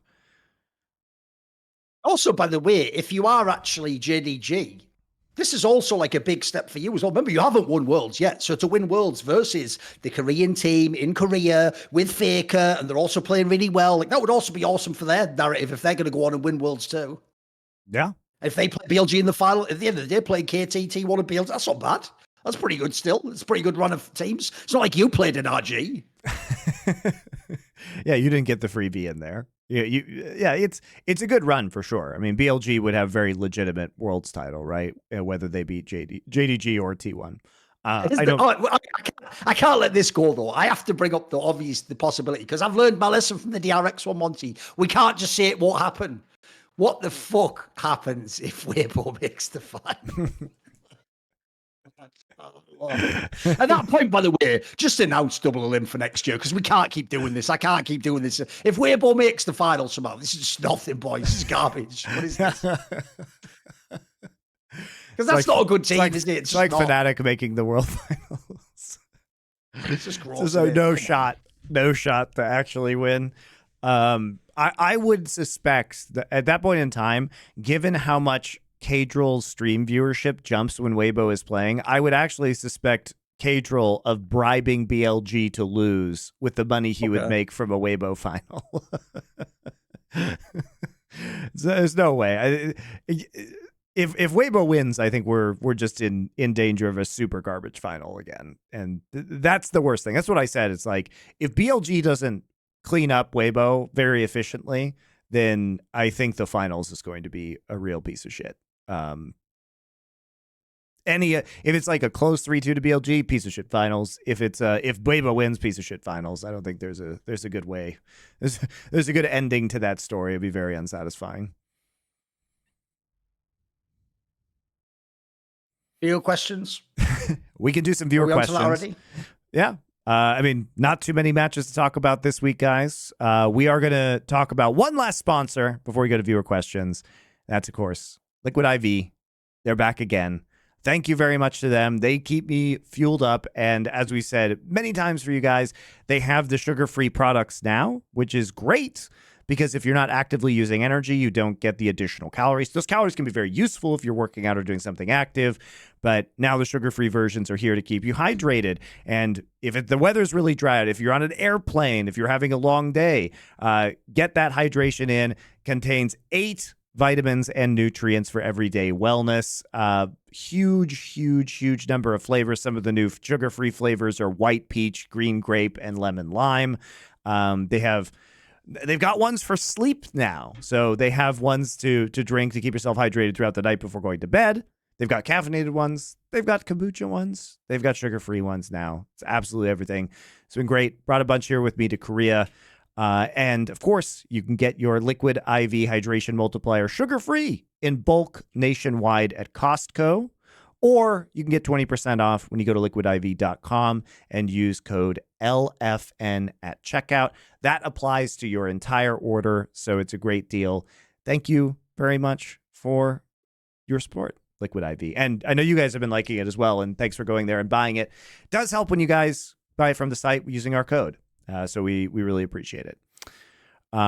We are going to take a quick break, and then when we come back, we will be here with some viewer questions. So we'll see you in just a couple. Right, we're back for a viewer questions segment. Obviously, on some of the past episodes, we didn't always have time, but we do have time this time, especially because there's only 3 matches left in the tournament. So if you don't know, the way you can be part of the viewer questions is to subscribe via our Discord. So the Last Free Nation Discord, if you are someone who's a paid subscriber there, there's a channel where you can ask the questions, and Monty obviously filters out the potentially good ones. That's right. So let's start off this week. Monty, looking at the current meta at Worlds, is there a pick that you think could have cheesed the underdog team? Any wins, any trap drafts that you think could have been effective? I mean, I think we're starting to see this. Obviously, like, I'm not going to say they're cheese picks because the meta is stabilizing, but there's certainly a lot. I think what's characterized this Worlds is that you're seeing a lot of cat and mouse games in the draft. Like, think about the game where the first game where Hung was playing the Blitzcrank on LNG, and it's just the deceptiveness of Red Side Draft and the fact that they got baited into it thinking it was going to be a Senna Tom Kench or a kind of standard Senna lane, and it turns out to be a Neela champion you 100% do not want to drag into your team. And so there were really no targets for the Blitz in that game. And I think that's more the ingenuity that we're seeing at this stage of Worlds. So Thorin, are you going to do another Deft hype video? If not, is there another player you want to give your Thorin esports buff to? So if you were going to make another video to buff a player, would it be Knight right now? I would probably do a JDG one, yeah. I think that would probably be the move. All right. There have been many terrible importing decisions made in NA. Well, this is actually, we didn't talk about all the rumors that are swirling around the LCS rosters as well, where players didn't fit in culturally. GMs did bad jobs of evaluating the skills/strengths. The players' skills just degraded completely. Vikla being the most weird current example. Vikla was a weird one because he's young and he was literally the reigning rookie of the year of LCK. Well, just wait. He'll probably go back to LCK and be good again. I'm waiting for that to happen at this point in time, mate. You know, it's like Song. Maybe it just doesn't work in the West. Who are some current or past players who weren't imported to NA, but you think would have been the most disastrous or disappointing if they had been? Who are some players you think would work out well if teams were able to get them? For example, I think if some reason Showmaker ends up in NA next year, it would go terribly, as he is a player who admits his performance is based on his confidence level. Yeah, he's a very motivation-based player. Whereas I think if Rookie came to NA, he could completely turbo smurf. So there's some, speaking of some of the roster rumors, there are some rumors that is going to NA. And this is one that I actually think could be quite successful because actually speaks extremely good English. And has been a very underrated jungler, in my opinion. He's been better than Piotrek. He's quite a cerebral jungler, right? Yeah, he's been really underrated throughout his career. He just hasn't had a roster to be on a top team. He's been on a lot of bad teams. Yeah, so I think would kind of be a sleeper like success, actually.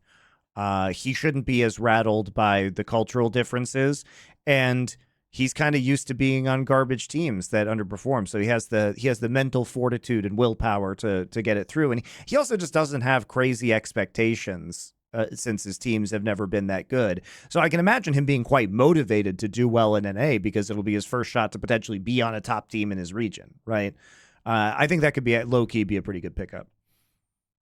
I mean, an obvious one to me is, like I've mentioned in the past, there were a number of times where Forgiven could have gone to LCS teams. I just think that would work out terribly because if you don't know, he probably, if they can't handle Dardok's personality, like there's no way they could handle Forgiven. Like, I mean, I've had people now do all the stories about all the shit behind it. Like that one where he joined SK and within a week, every single member of the team had cried in real life. Like this guy's on another level. So I can't even imagine him in those, like those fucking VOD reviews where apparently you're not supposed to be like overly critical of your teammate. Well, remember, this guy will flame you during the game and tell you you're subhuman while the match is going on. Like, if you think that clip's bad in Breaking Point where Dardok goes like, bye, piggy. Imagine that was just someone like, you fucking subhuman idiot. Why are you not going my way? Like, during the game while you're losing. Like, so I think he would have just destroyed like all the fucking team chemistry, everything. Whereas like, I'll give you one on the other side.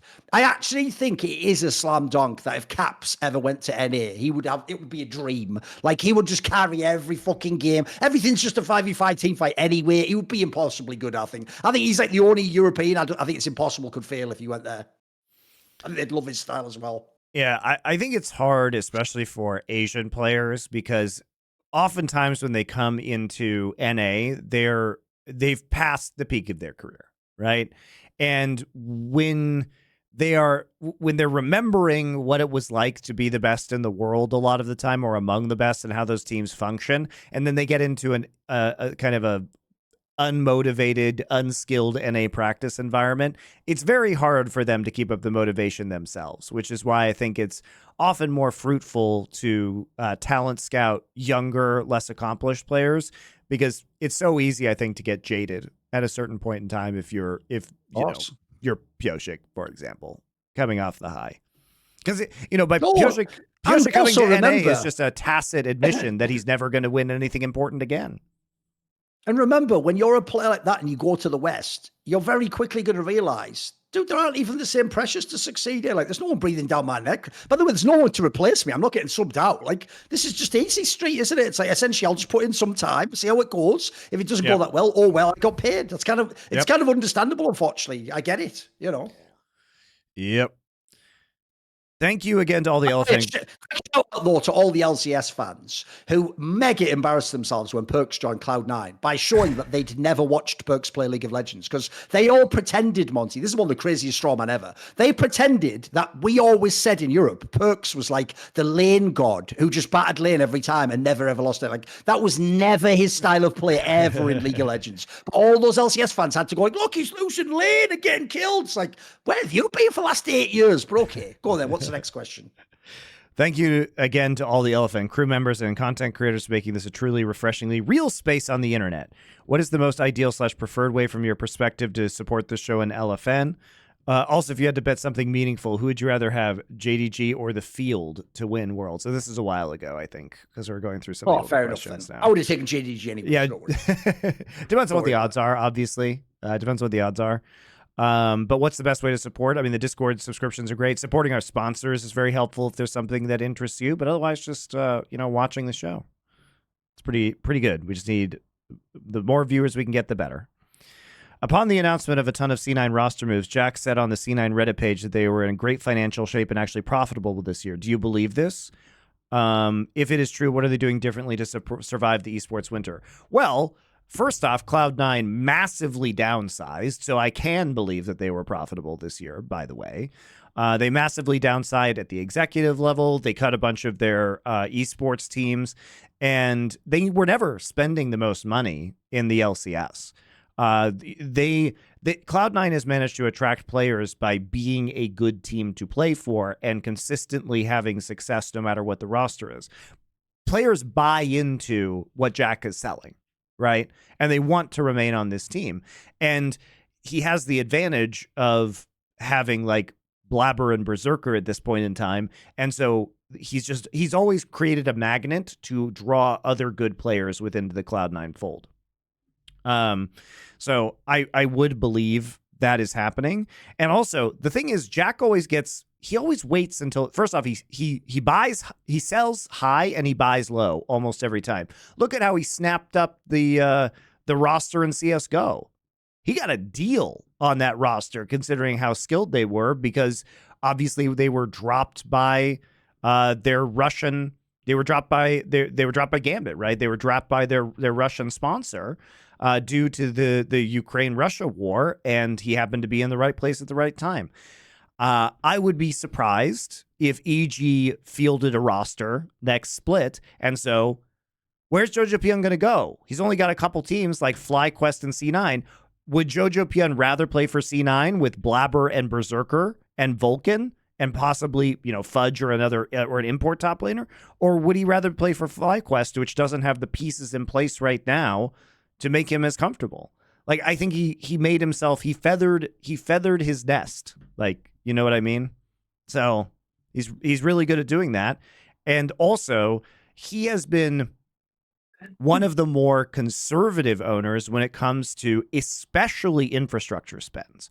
Think of all the stupidity of building the TSM I mean, facility. They still have a team house at the moment, don't they, in Cloud9? I think they're one of the few ones that still lives in a team house, right? They have multiple team houses. They're all in the same. I'm not going to tell you guys where they are, obviously. They rent multiple large houses in the same neighborhood of Los Angeles that are within walking distance of each other by a few minutes. And Jack has basically been taking over this neighborhood over the years, where it's like he had one house and then he waits for another one to open up, and then he rents that one. And then now they're next to each other, right? And so people can freely move around. And so he wasn't spending tens of millions of dollars on a fucking Alienware training facility. He wasn't spending all of this money.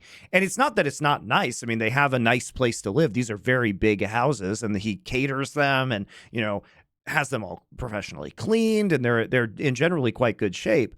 But he's not spending a ton of money on purchasing infrastructure, right?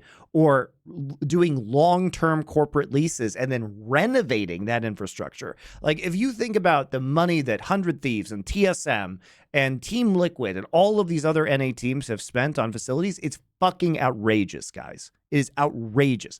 Tens and tens of millions of dollars. And Jack he doesn't own the properties, but he's also not chained to them in a highly expensive way, right? He's just been much more conservative in the way that he builds out his team, and much more savvy, in my opinion.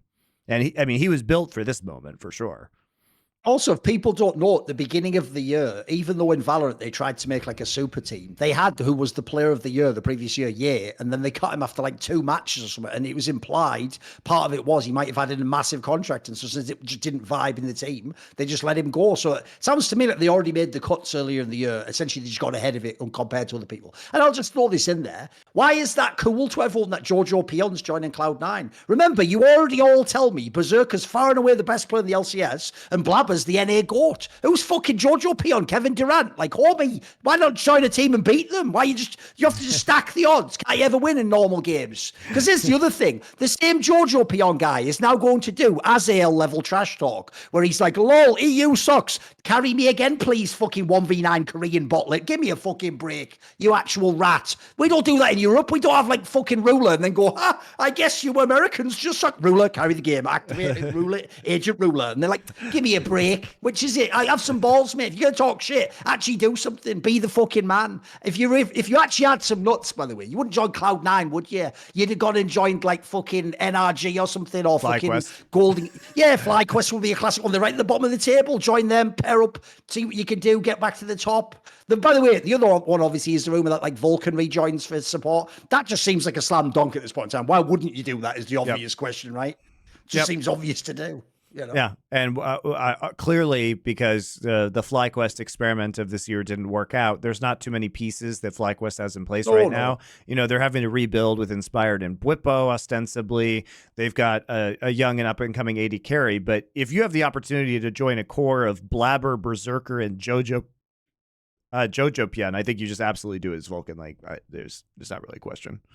Also, if you notice, Monty, that is actually one thing that these owners just allow plebs to think. Because Vitality does it all the time, mate. They just let fans think they pay top dollar for every single player and everyone has the highest salary. It's not even vaguely true, by the way.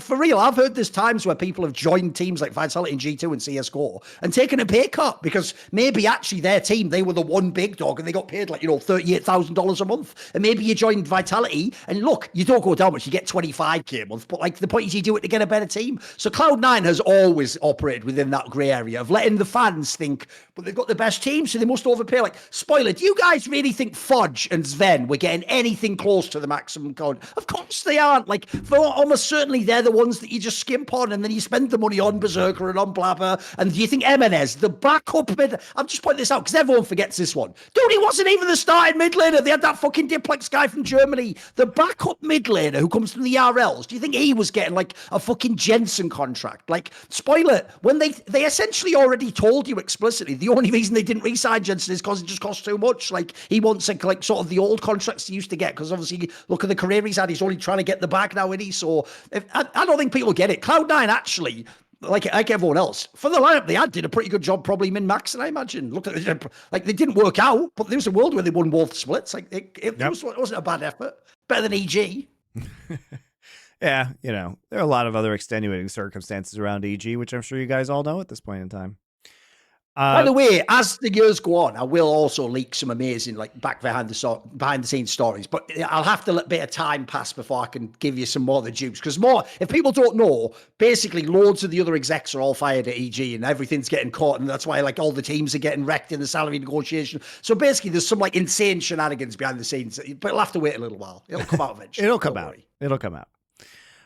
Venture capitalists do not invest their own money. They raise funds from institutional investors, LPs. That stands for limited partners, guys, and invest on their behalf for a fee. Among the biggest allocators to VC are Middle Eastern/Chinese sovereign wealth funds. As such, why do people think VC is clean money? Well, it's not a lot of the time. Is one layer of abstraction enough, especially when VCs don't typically disclose their LP base?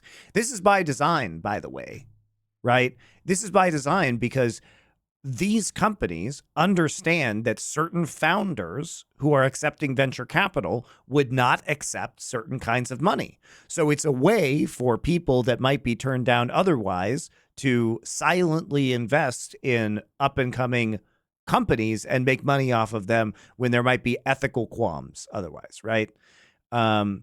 It's not as direct, right? I do think it is cleaner because at the end of the day, you don't end up with the Saudi sovereign wealth fund literally on your board, right?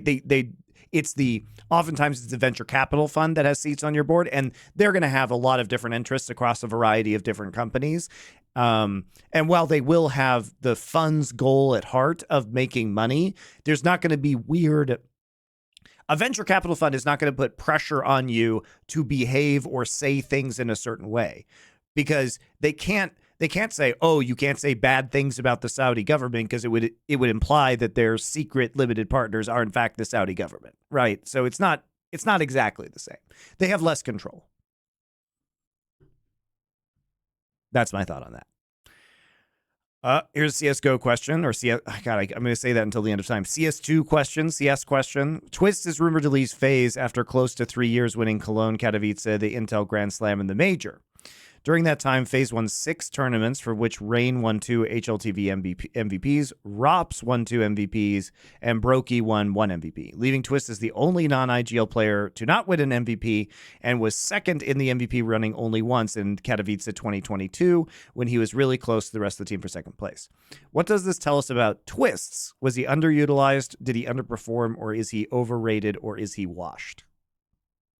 Right. Technically, he could have won when they won Cologne, the MVP, if he did that thing where the winning team has to have it. But the problem is Simple, who lost the final, was just mega in the tournament, so he got the MVP for that one. The problem is, basically, the reason why he brings up this question is because since he's the only North American player in the team, Monty, and he used to be in Team Liquid, where the other star player was Elige, people tried to do that thing where they ignore how they play and they just go, but Twists has won 2 Grand Slams and a Major, and Elige only won 1 Grand Slam. And what they ignore is this. I've got a whole episode, you can go look it up. That was an episode of Snake and Banter that me and Maui did discussing this topic, Elige versus Twists. The small summary is this. If you just look who was the star player, overall, I think Elige was the better player. So the problem here is when you are, like you say, the 3rd or 4th best player on a championship winning team, right? You did win the tournament, but as the 3rd or 4th best player, you can't then go to the best player of a team that didn't win and go, you didn't win, but I did. It's like, you didn't owe me. By that logic, you didn't win anything. You helped another guy beat him. So in this scenario, my problem basically is I think the same thing happened with Stewie 2K. Stewie 2K was like a middle of the pack player when Cloud9 won the major. And then in theory, he was the fourth best player on Team Liquid that won the Grand Slam. But because then he had a major and a Grand Slam, people like Launders were like, that means he must be the GOAT of NA. And it's like, no, that means he's the best at roster moves, you idiot. Like, that's not how that works for the GOAT. To be the GOAT, you're the best when you win the fucking championship. That's why you're the GOAT. Because otherwise you wouldn't be the greatest of all time. So basically the problem is, Twists is a very good North American player. And at times he might have been the best North American player. But I do think this phase period has actually just shown that when you're not the best, you have to learn to be a role player, like we were talking about with Faker and T1, and that's how you can then win championships. It's a different way of winning. You're not competing against the same people in the same way as when Dupree just won the CSGO major. Even though he has 5 majors, not a single human in the world says he's the GOAT. In fact, people even think his former teammate Device is the GOAT over him because he was the carry of most of the majors. So it's just one of those examples of where if people only use accomplishments, you'll overrate a player, in my opinion. I think actually him going back to Liquid's more spicy. Maybe on Liquid he can pop off and be the star player again, and he can maybe they can even win something. That team looks like quite an interesting lineup. In 2016, I remember Monty praising Peanut for his jungle performance in an LCK series. If I remember correctly, he had taken all jungle camps before the jungler had taken one or something similar to that. I do remember that series. What series was this, if you can remember? I do not remember the exact series, but I do remember that happening. Are there any modern LoL examples of this level of domination in game? The last one I can think of was the semifinal between T1 and Damwon when Canyon completely shit on Peanut in the early game in the Nidalee Hecarim matchup. That was the last time I think I saw in like an important game something that was that dominant. Hilariously, GenG won that game 5 and then went to the finals because Nidalee was a dog shit pick at the time, and getting ahead didn't end up matter if you get caught out one time. But that was a crazy dominant early game. I would also say the match where Faker played Set mid. I think it was into Bulldog this year, where they had that incredibly clean first 15 minutes of the game where he repeatedly like dove the bot turret. Was an unbelievable display of early game dominance this year from T1. So a couple for you there. Thoughts on Foucault, Deleuze, or contemporary French philosophy as a whole? Do you have any opinions on this, Thorin? I think all those people are cancer from the little town. So I've read Foucault, I've read Deleuze, I've read Baudrillard, and some of the other, like, I think Thousand Plateaus by Deleuze and Guattari is extremely interesting. I think that a lot of these philosophers make me hate living. I'm not a big fan of postmodernity, and I'm not a fan of their intellectual exercises with simulations and the nature of reality. While I find it intellectually interesting, I think it strips a lot of the meaning out of human existence and is somewhat nihilistic at its core. So they're brilliant, and I find them engaging, but I do not think that they enrich my existence. So that's my take. I haven't read any Foucault in a very long time, though, not since I was in college. Reflecting on nearly 10 years of SI, how would you describe the degree of influence you had on each other's career? For Monty, what % influence did you have on Thorin living in Korea? And Thorin, what % influence did you have on Monty buying the Renegade CS team? Was there ever a butterfly effect moment that meant the partnership may not have happened?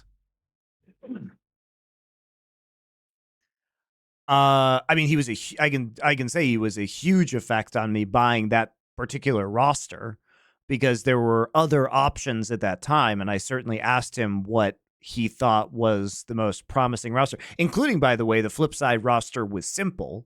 Weirdly, at the time, was one that was also kind of on the table and available for purchase, but went after the Australian Vox Eminor roster instead.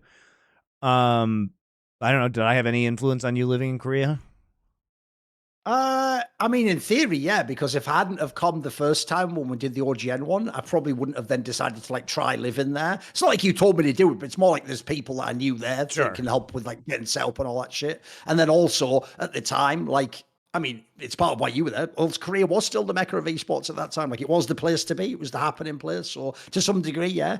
I would say it's more stuff like that we did this talk show. Like, this talk show, the joke of our company is essentially it's all just versions of this talk show with different hosts and it's the same content iterated out, isn't it? And I do think actually the way we've done this talk show is still mega underrated. Like, remember, this started in 2014. Like, we've essentially done it the whole time, Joe Rogan style, without like set times and set topics and without like a need to like, oh, gotta stop now and hit this thing. Like, no, we've always done it like free form, which if people don't know, everyone told you not to do that in esports. Everyone claimed, you should do it an hour and you should keep it strict and you should have the guest. So he's only on the, like, people used to for real complain that we didn't ask the guest a question within the first 5 minutes. Like, they couldn't handle essentially. Remember that thing where they used to go mental? I didn't have like a closer to the episode. So these idiots want to sit through the credits to the end of a TV show. Like, I can't conceive of that. But what I had to learn was they could only process things in a certain way they're used to it being packaged as. So I think we did actually like break a lot of the rules and influence esports from so if we didn't do some of the insight or if it died after like 4 episodes, I think our careers would be pretty different. I mean, by the way, I probably wouldn't do talk shows. I'd probably just do solo videos and CS events or something, Yep. Yeah, no, for sure.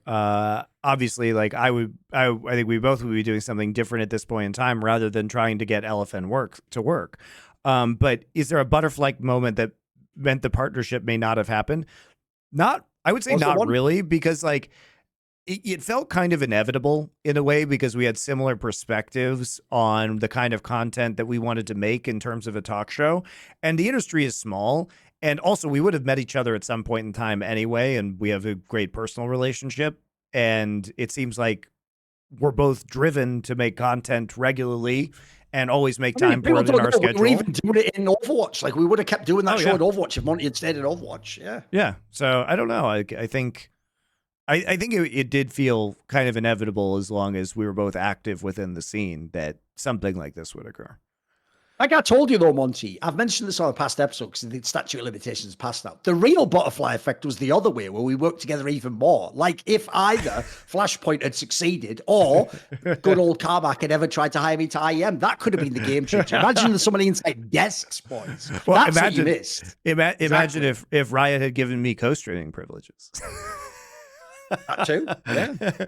In many ways, unfortunately, by not actually including us, our enemies have made us more dangerous because now we just focus on things where we have the freedom to criticize them completely. It's like they don't understand. It actually would help them if we co-streamed the games, wouldn't it? Because on the co-stream, we couldn't be as critical as we are on the show. Yes. Too, yeah. It's actually mad, isn't it? They never will figure that one out. And also, we probably would be less critical of them on our non co-streaming content because we want to keep the co-streaming rights. Instead, they just let us go. We have a massive shows that hundreds of thousands of people watch, and they have no control. They're very short-sighted. I think they might try a carrot approach at some point in time because the stick approach has been a fucking disaster for them. Now that enough time has passed by and you were coaching CLG during the Korean boot camp, how well did Doublelift and Aframu, aka Rush Hour, fare against Samsung White's legendary bot lane of Imp and Mata and the other Korean bot lanes?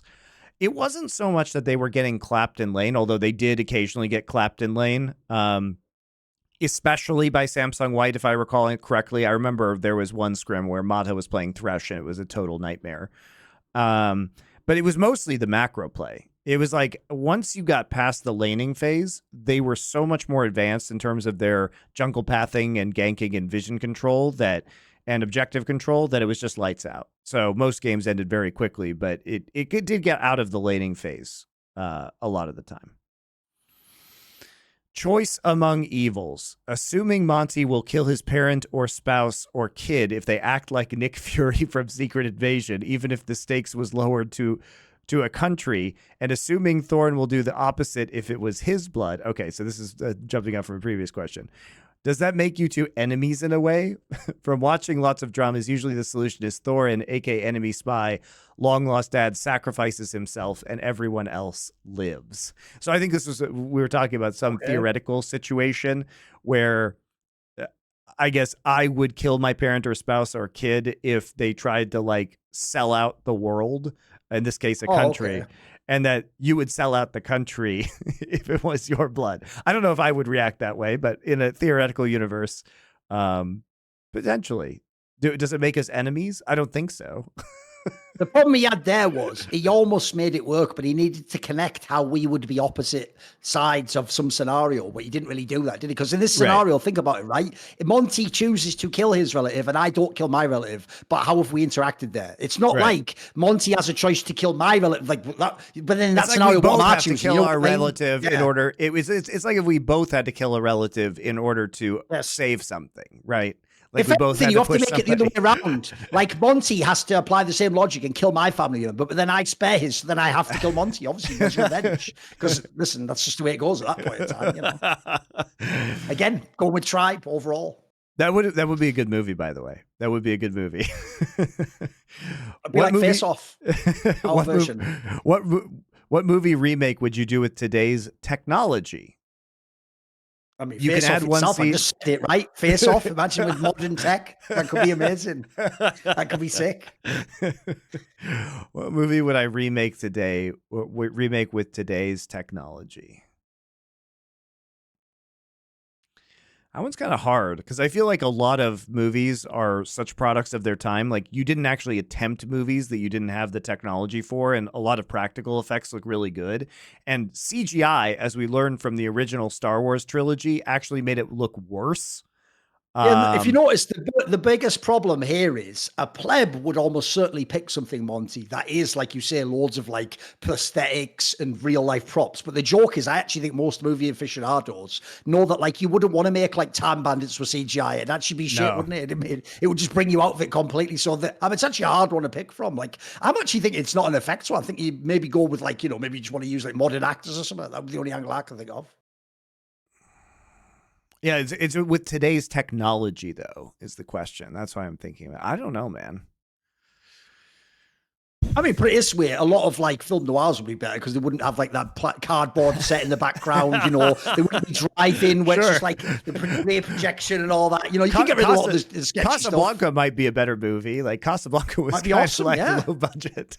It's still a great course. movie, but Casablanca might be an interesting one.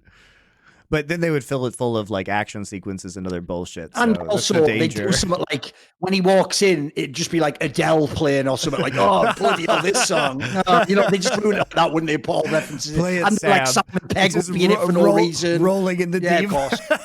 Oh, and also, there's the other thing, Monty. During the movie, they'd all be turning and making fucking like Joss Whedon Marvel level quips to each other, like, oh, well, bloody hell, what's she doing with the resistance? Oh, I wouldn't put up much resistance against her. Oh. And it's like you'd be ruining the whole vibe of the fucking movie. Why is every movie that now? Is there not any serious movies anymore? What the fuck? Do you think Azale should tweet this as the most confident he's ever been sending NA to Worlds or Worlds retroactively in light of NRG's win, or has he had enough? Sad thing is, he's never going to have enough. Like, here's the sad thing. Even though I'll give props, actually. I did think it was quite funny the way they did the skit where he was going to cast the game and then he wasn't, because he never was, is the whole point. That was actually well executed. That was good. But the problem with that is, like, I almost want to tell him this, Monty. When he keeps making this narrative that goes, NA never wins series if I'm casting him. That's because NA doesn't win series, bro. Am I the only one missing something? Like, how many of the others have, like, I think Chovy was like, yeah, and then I casted these 4 they did. What? Forever? Haven't you been here since season 1? Like, bro, at this point, the sample size is so small, no one's casting wins at this point. You know what I mean? Like, so I do think, though, all I'll say is this, Monty. It is a little bit too on the nose that when they said he should retroactively say this is the most confident, that's not even totally implausible that it could be a tweet, if you know what I mean. As in, you'd phrase it like, I actually had sort of a sneaky suspicion maybe NRG could get it. Like, that is sort of like what he would tweet, though. You are right. You've sort of nailed his style. Like, even though it is sort of like, let's be real, it's mad disingenuous, but whatever. It's just what it is. It's what it is, boys. It's his character at this point in time, I just love that the LCS casters like Kobe have now signed up for like a decade of just coming back to the trough full of shit and taking another mouthful just for a decade straight. Dude, Monty, The joke is they just do the reverse of your shirt pull. What they do is they go, no, I'm obviously not an idiot, so I'm supporting, like G2 or fucking Weibo Gamer or something. And then the second NA starts winning, they're like, no, look, it's under here. And then they've got like the fucking stars and stuff. Like, I was an NA fan all along. It's like, then they do that. They just do the reverse Monty, basically. I just can't understand the mindset of some of these casters where they literally spent 10 years of their life doing this. Oh, it's mad. You have to die knowing that you spent 10 years casting the LCS. What the fuck, man? Why would you live your life like that? You're just stuck in Los Angeles, not learning anything about any other cultures. It's just outrageous. Just leave. Holy moly. Yikes. Why do CS names have way more numbers in them than League players? I have no idea. You don't know the answer. Nobody knows the answer to that question. I know. And also, there's a lot of like Chinese players in League get loads of names. Like Knight used to have Knight 9 or whatever the fuck it was. 369's all numbers. So I don't know if that's even true. Who knows? I think for real, he's just thought of simple and gone, well, case closed. Like, so anyway, the next question. Imagine instead of being a CS clone, Valorant is an FPS game featuring League ADCs with all their weapons and abilities intact. Would this be inherently be a better game, but perhaps less popular? Oh, Jesus. Here's the problem with that, Monty. I don't think it really makes sense, but it almost sounded like something that could get through a board meeting in Riot HQ. If someone was like, here's the thing, though, guys. What we do is it's not CS, though. We're not copying. You know how, like, ADCs, the marksmen, as we call them. I'm sure this is a conversation. I'm 100% sure this is a conversation. What if it's like 5 marksmen ADCs? So, you can have a team comp. It's like Senna with a Aphelios, and then Zeri's there, too. And then they're like, oh, good crossover appeal. Like, oh, you can imagine the marketing goons just loving that idea. They would do it. Riot would low-key at least consider that idea. At least consider it, wouldn't they? It's so cynical. Would it be a better game? No. Probably not. Because you wouldn't. I know, by the way, the real joke. I mean, I actually nailed this 8 years ago. You know what I said? To me, Valorant was never the CS killer. It was the Overwatch killer. Like, you even look, there's even loads of Overwatch players that people don't know the last few years are starting to drift over as Overwatch League dies. Like, the real point is, the fun thing about Valorant is the Overwatch concept of you have a bit of like the raw skill can make different things happen, but then you have this MOBA team fight element and abilities, which is a totally different way of thinking. There's none of that in CS. Like, CS is a totally different set of a game. In fact, I'll even give you an angle you might like, which is supposedly, Chopra told me this, one of the casters of the Korean Valorant tournament actually is some guy who was either like a League or a StarCraft pro, Monty. I think it might have been StarCraft or something. And supposedly he even said on broadcast that the weirdest thing to him about Valorant is when he plays a game like StarCraft, because obviously the troops to some degree micro themselves, he said you always kind of know the equation, like 4 Hydralisks beats, X amount of Marines or whatever, right? But he said the problem in Valorant is because like raw precision and skill mean the person can do a shot that's like 10 times better than someone else. You never do know who wins the fight. And so to Koreans, they actually don't like Valorant in the game in that sense. So to me, that's why it's a totally different game. It's like not really dissimilar at all. So I think it does have a place. It's not for me, is it? It's obviously for like Zoomers who don't play Overwatch anymore, as far as I can tell. Not for me either. Do you think Riot will alter the Worlds format for next year, or will have to wait 10 years for them to invent a better one? This is better than previous years, but there is a very real possibility that a team could be in the playoffs without playing any of the other 8 playoff teams. I mean, it's pretty bad that Weibo's in semis, given their record. And I do not think they're going to change the Worlds format because they have a giant boner for changing cities every week instead of running a good format. I don't know why this is the case. Maybe MasterCard fucking demands this shit. I don't know. It is baffling to me, however. What superhero? The air miles. So the air miles. What superhero duo or individual superhero is most like Monte and Thorin? I'm gonna go Night Owl and Rorschach. Okay. Obviously, I'm Rorschach in this analogy. Yes, obviously. Okay, fair enough. Okay. Who could it be? I don't know what my superhero. I'm not a big superhero fan. I don't know what my superhero analogy is.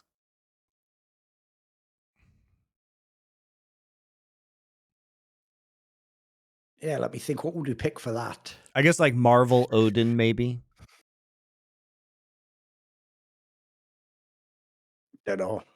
bit off of that one. If you could pick any esport event story to make a big budget movie out of, what would you choose? Who would you choose to be the director, and what actors could play Monte and Thorin? So what esport event story would we make a big blockbuster budget Hollywood film about? Ooh. Because the thing is, to me, if you're not doing a documentary, you're actually doing a real movie. It should be about the drama and the theatricality of it. You know, it should essentially be like, it's not just like the best team. We're going to pick someone where it's like, I mean, the obvious one to me would be something like, do a story about, like, I don't know, the G2 2019 team or something. I'm sure there was some spicy shit going on there. It's an interesting angle. They beat all the Koreans, etc. It'd have to be something like that, I feel like. Which actors would play us? I actually don't. Which actors would play us? I don't know. I don't know. I mean, in your case, you could probably have that fucking Timothy Chalamet or whatever. If you cut his hair right, he could look like all versions of the young one, the later one, just give him a little cut. I think that could work. Obvious joke is I would just be played by that guy at Game of Thrones, the fucking guy who's from North of the Wall or whatever. Wouldn't I just be him? Yeah, because it'd be me in my prime with the coat on, you know, and the big beard. So it could be that guy. I no think one knows his name. The Savior Rise and Fall movie would be an epic drama as well. That would be a good one. The Savior movie would be actually crazy. Very, very interesting to kind of go behind the curtain with that one, from his like insane genius, doing things nobody had done before, hit the top, his crazy drinking and partying, down to the gambling scandal that landed him in prison. That's a pretty epic one.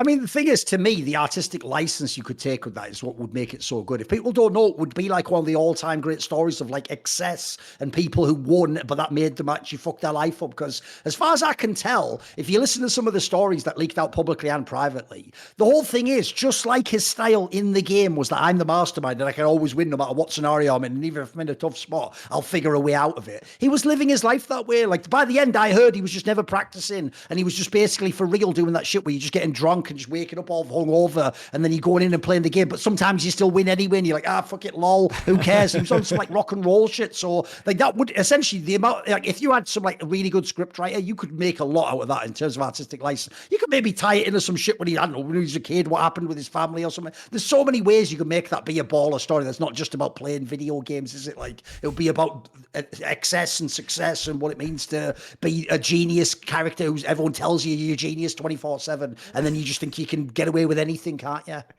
Because actually has so many layers stacked into that one. Yeah.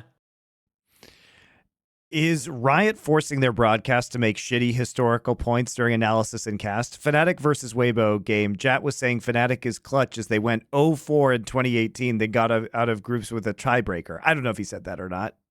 We'll just pretend that he did. Though, that is one of the number one things they do that I can't handle, Monty. They do that thing where they talk like Fnatic from 2017 is in any context this Fnatic. That's none of the same play. They do that. They act like the club. Because I noticed that when G2 was beaten by NRG, they did the same thing on the cast. They said NRG has beaten the greatest team Europe ever produced. Right. They just said that out loud. Like, as though that even makes any sense whatsoever. Like, I don't know what, by the way, that to me, I don't know. Here's the thing. Even in, as far as I know, they don't even do that nowadays in American sports ball. Imagine beating the Niners, being like, they're beating the greatest franchise in history. What are you talking about? Like, that was 30 years ago. Yeah, it is outrageous. I mean, the rest of the question is there are 0 players from 2018 in this Fnatic. Does the jersey color give clutchness? What is the correct way to apply historical context on broadcast? I mean, this irks me in all sports. You know, talking about a franchise's history really only matters as far as the ownership is concerned.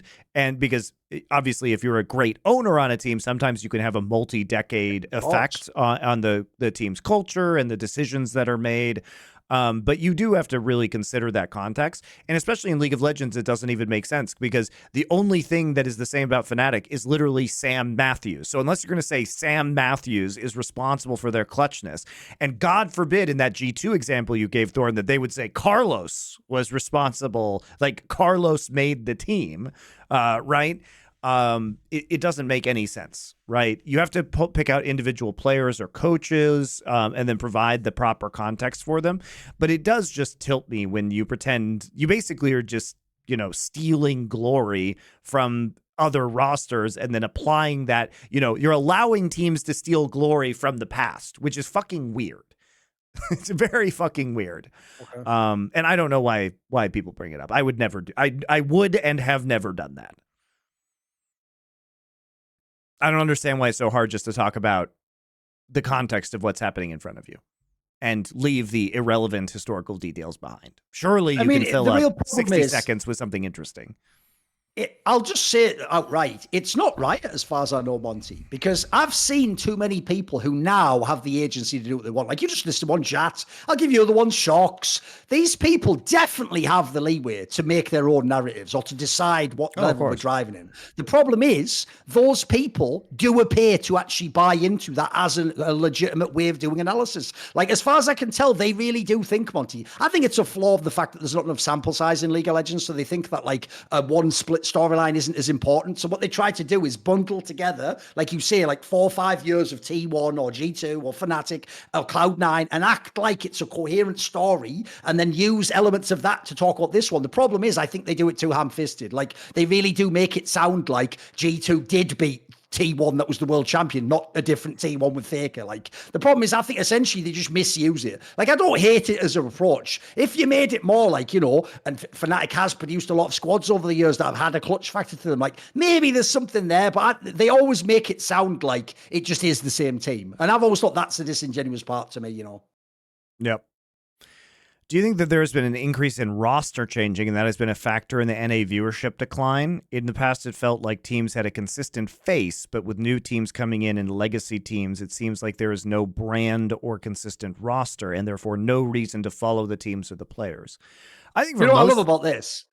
It was never, these are the narratives that people make up post hoc that were never the case. Here's all it was, Monty. It was just 3 people. It was Jensen, Bjergsen, and Doublelift. That was it. As long as they stayed on the same team for like 2 years, it feels like we had a face because they were the best players. But when they move, it feels like madness. All that's happened is those players just either aren't the best or they move teams, didn't they? Like, to me, everyone would, the silliest thing about League is like, here's what's sad. I actually think you've painted yourselves into a corner with the league format because since in a year you only get to play 2 splits and 2 international tournaments max, Monty. Well, the problem is a year is the life of a CSGO roster. But in that time, you'll play like 15 LANs or 12 LANs and maybe 1 or 2 majors and a bunch of different tournaments. So it just feels like, right, well, they had their run. In League, you feel like, if, like, for example, if JDG breaks up now, you'll feel like, oh, what if though?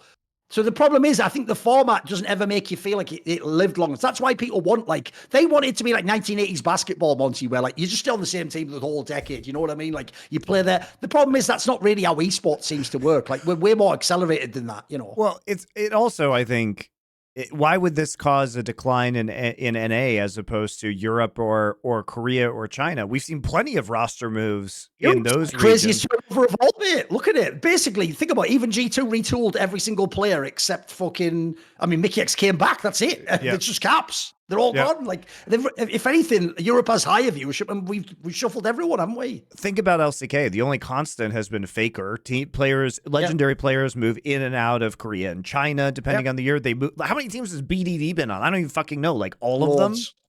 You know, and yet people don't want to admit to the real issue here.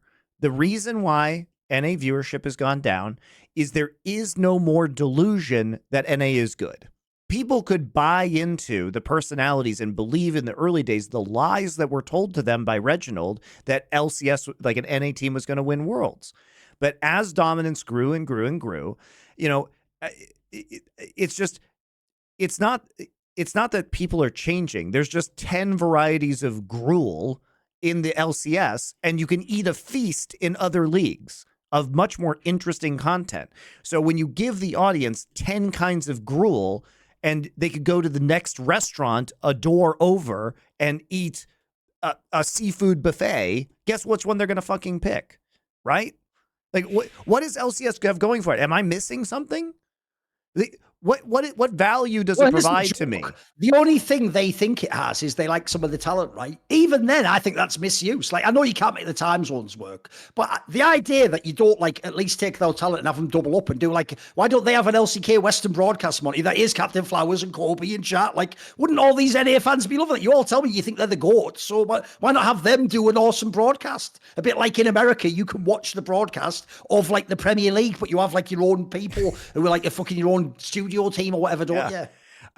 Riot made the mistake of oversaturating professional League of Legends. So they created so many different options of professional League of Legends you could watch, all of which are better than the LCS. And then they're like, why is LCS viewership going down?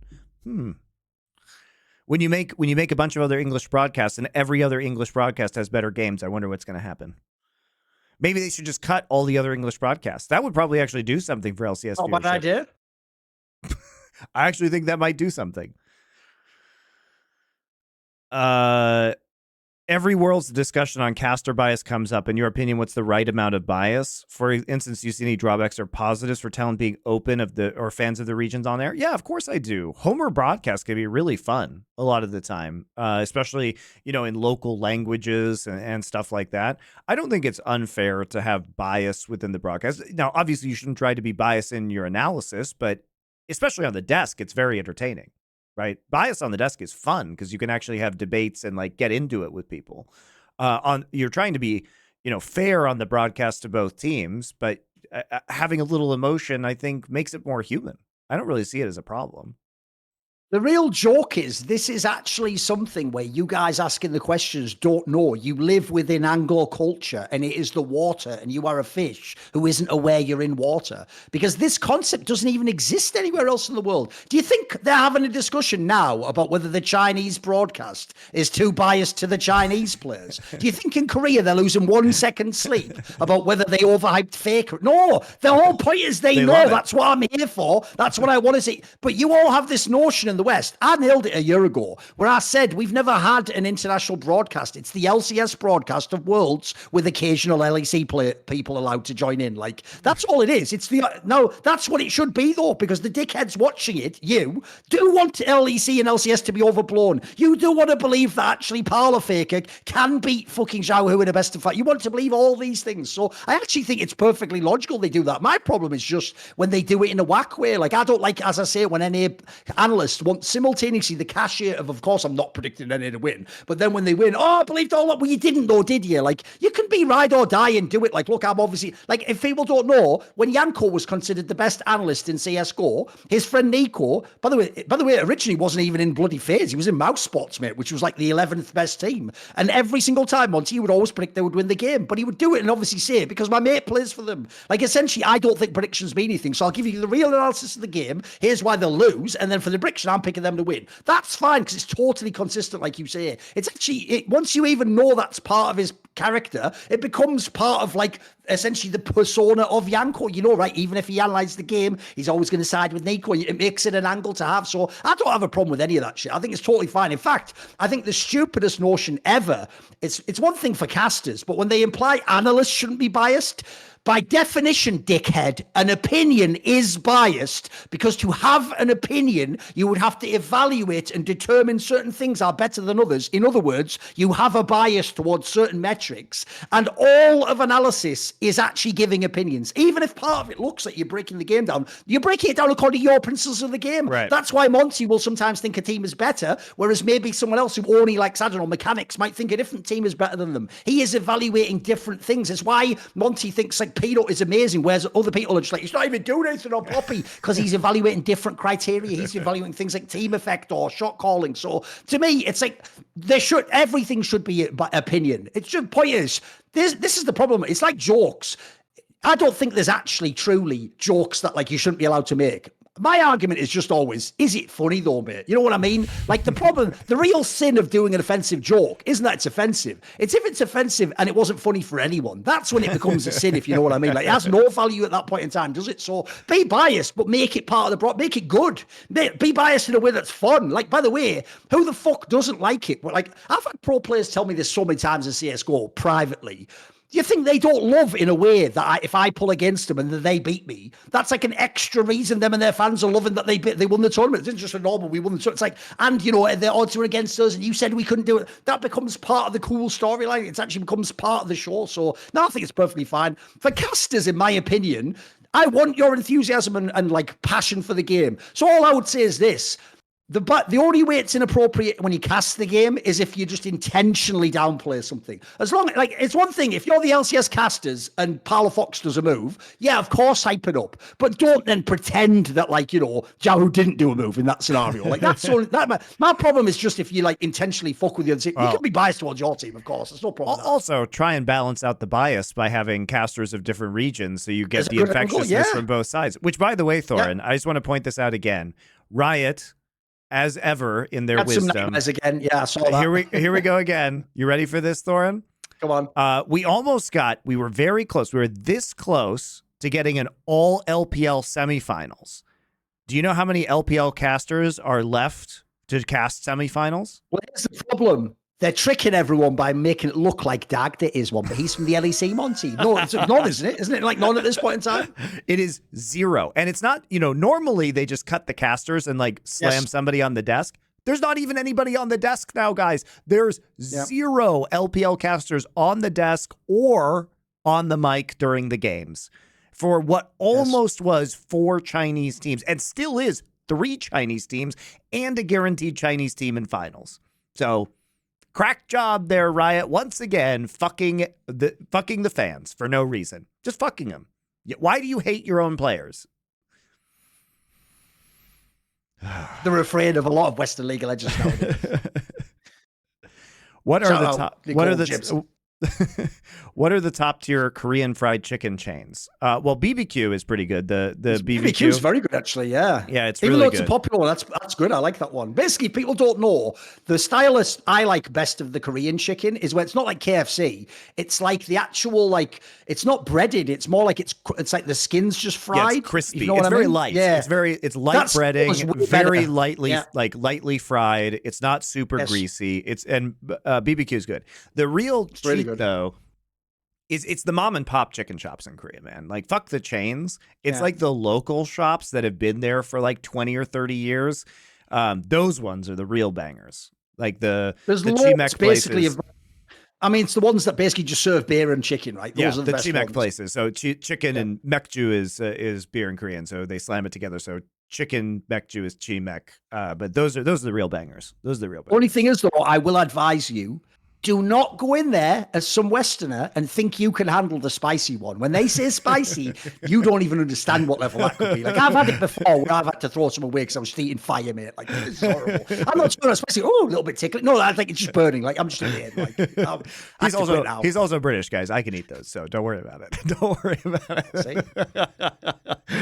On the topic of 90s action movies, what are your thoughts on The Hunt for Red October? Well, that was actually on our list of 90s action movies. I watched it on the plane coming to Korea, actually, again. I fucking love that movie. I think that is one of my favorite casting jobs in any film ever, and I think it's amazing. I think it's totally great. Definitely one of my favorite movies of all time. We will do it, I'm sure, at some point. Maybe we'll do Cold War movies at some point in time, and it'll show up on that list. I do think it's a pretty good movie, but I do think there is an obvious problem that is being raised over and over again. Look, obviously, we do want people to engage and have comments, so it's all well and good if you suggest movies you think should be in. But people are really doing this thing where either they want one of two things. One, they think we are saying these are the 4 best movies in this genre, right? The reason that wouldn't be interesting is you've probably seen them all. Think about it. And if they're all just great movies, like, yeah, there's some value to that, but we're also trying to like revisit which movies don't hold up, which ones are considered like maybe classics, but aren't actually when you watch them, vice versa. The other thing I'd say as well as this, people also keep doing this thing where it's like, oh, I hope all 4 movies are 4 that I've seen.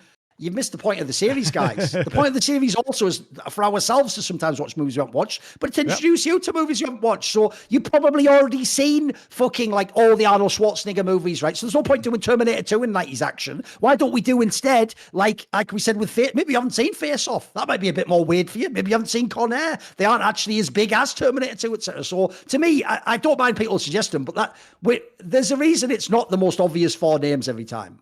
Yeah, I mean, we did From Beyond, which is like super niche in the cosmic horror arc, right? Like we could have done Alien instead of From Beyond, but we didn't because we figured people had seen Alien. We do try and like, branch out a little bit more in terms of some of the genres. Although I will say the film noir and the 90s action, we've done some more like bigger ones, but perhaps we'll return to more obscure ones in the future. Do you feel that League of Legends esports prize pools are too small? No. Where were you the last 20 years?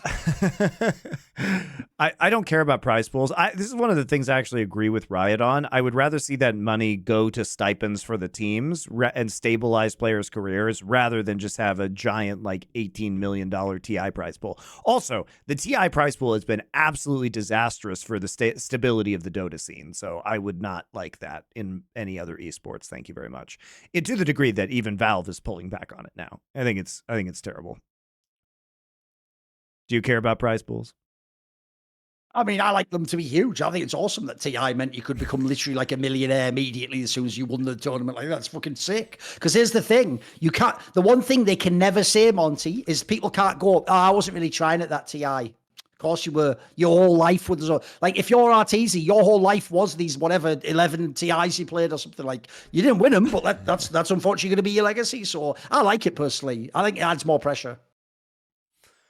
And I hate communist shit because I hate any scenario where you give people money for doing nothing because, spoiler, some of them will just continue doing nothing. Like, they have no incentive to do anything. Like, if you give a whole bunch of teams, as they did, like more stipend, if you give them like 400k a year, some dickheads will just run a roster that's just only on the 400k. Like, they won't even, they'll do an Astralis, they'll just phone it in for 3 years and then sell the team, you know. So I can see why some teams it might benefit. I just see the negative too much.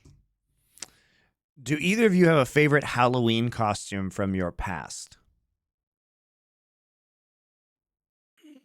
I'm not really big on like doing like crazy outfits or something, so I would always just do. I used to do that whack shit where it's like you just wear some stuff like a Bermuda shirt. Like, I don't know, I'm some guy out of an 80s movie. Right, anyway, where's the drink sack?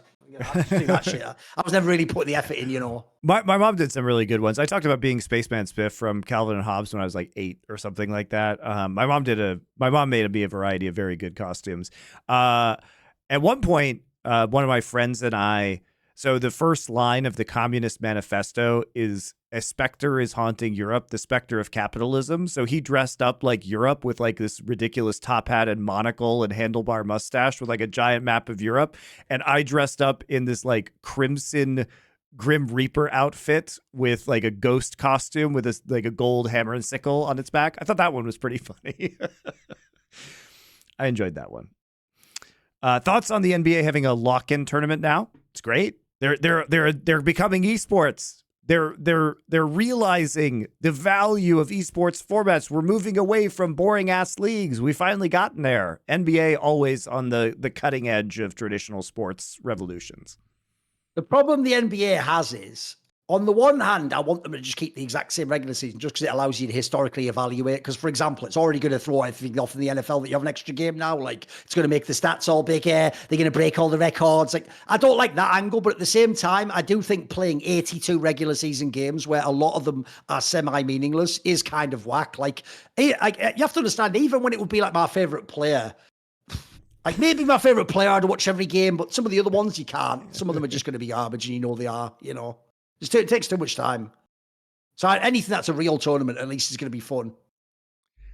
Have you ever been to each other's homes?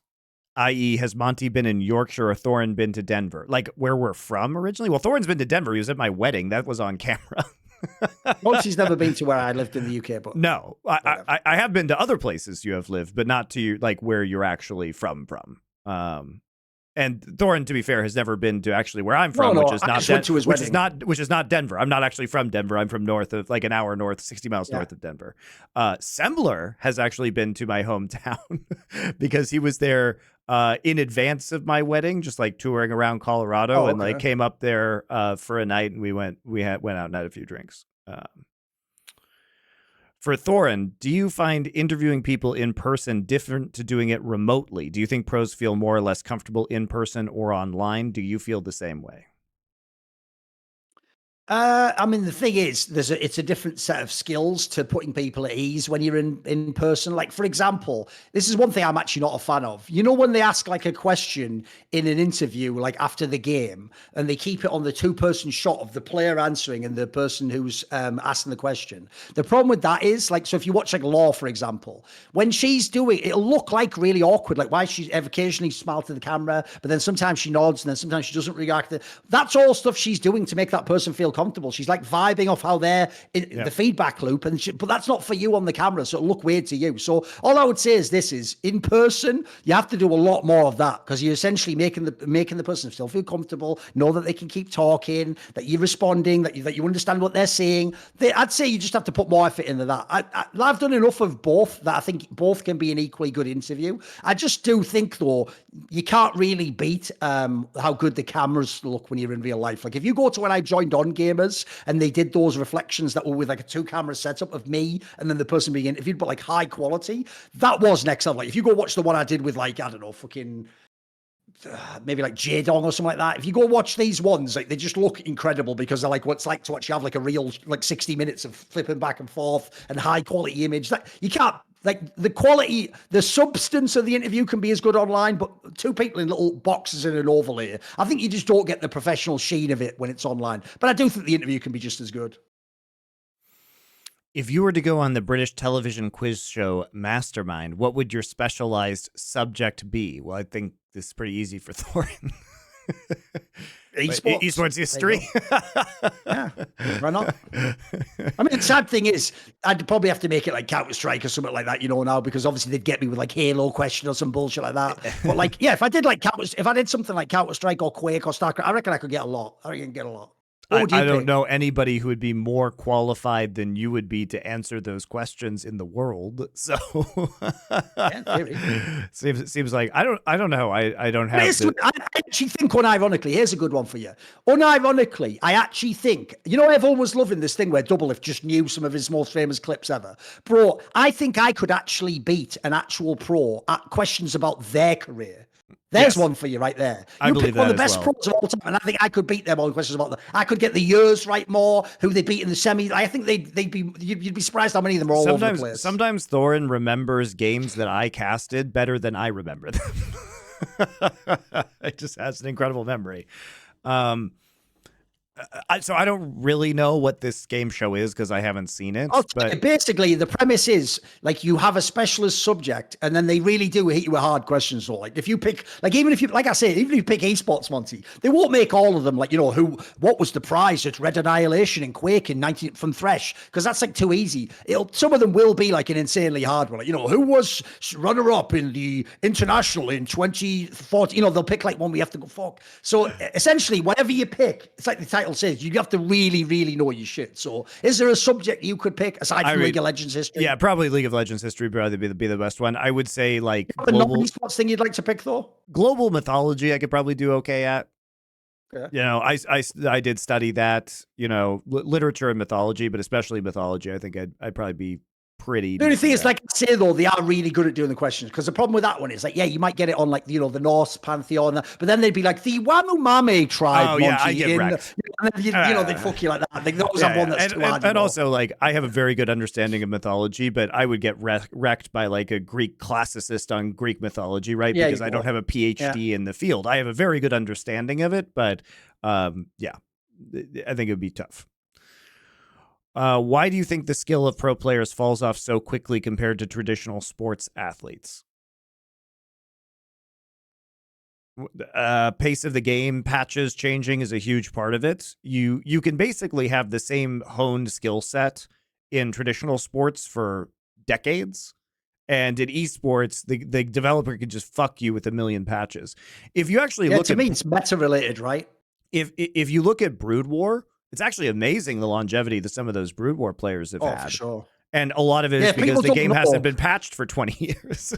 Whereas in like League of Legends, it really is just like fakest sort of deft, maybe use the eye, and even he had breaks. You know what I mean? Like, The joke is, it's just the Western players have the longevity because they're playing worse players. The actual top players, it's rare you have like somebody who's the best for 2 or 3 years. The difference is, you're right, in Brood War, there was like 5 or 6 people who could go like 10 years deep on that shit. So I think the problem for me is, this has always been the biggest mystery about esports, because you get people where you know that you could measure their reaction time, it's the same, but they're half as good at the game. My sense is this.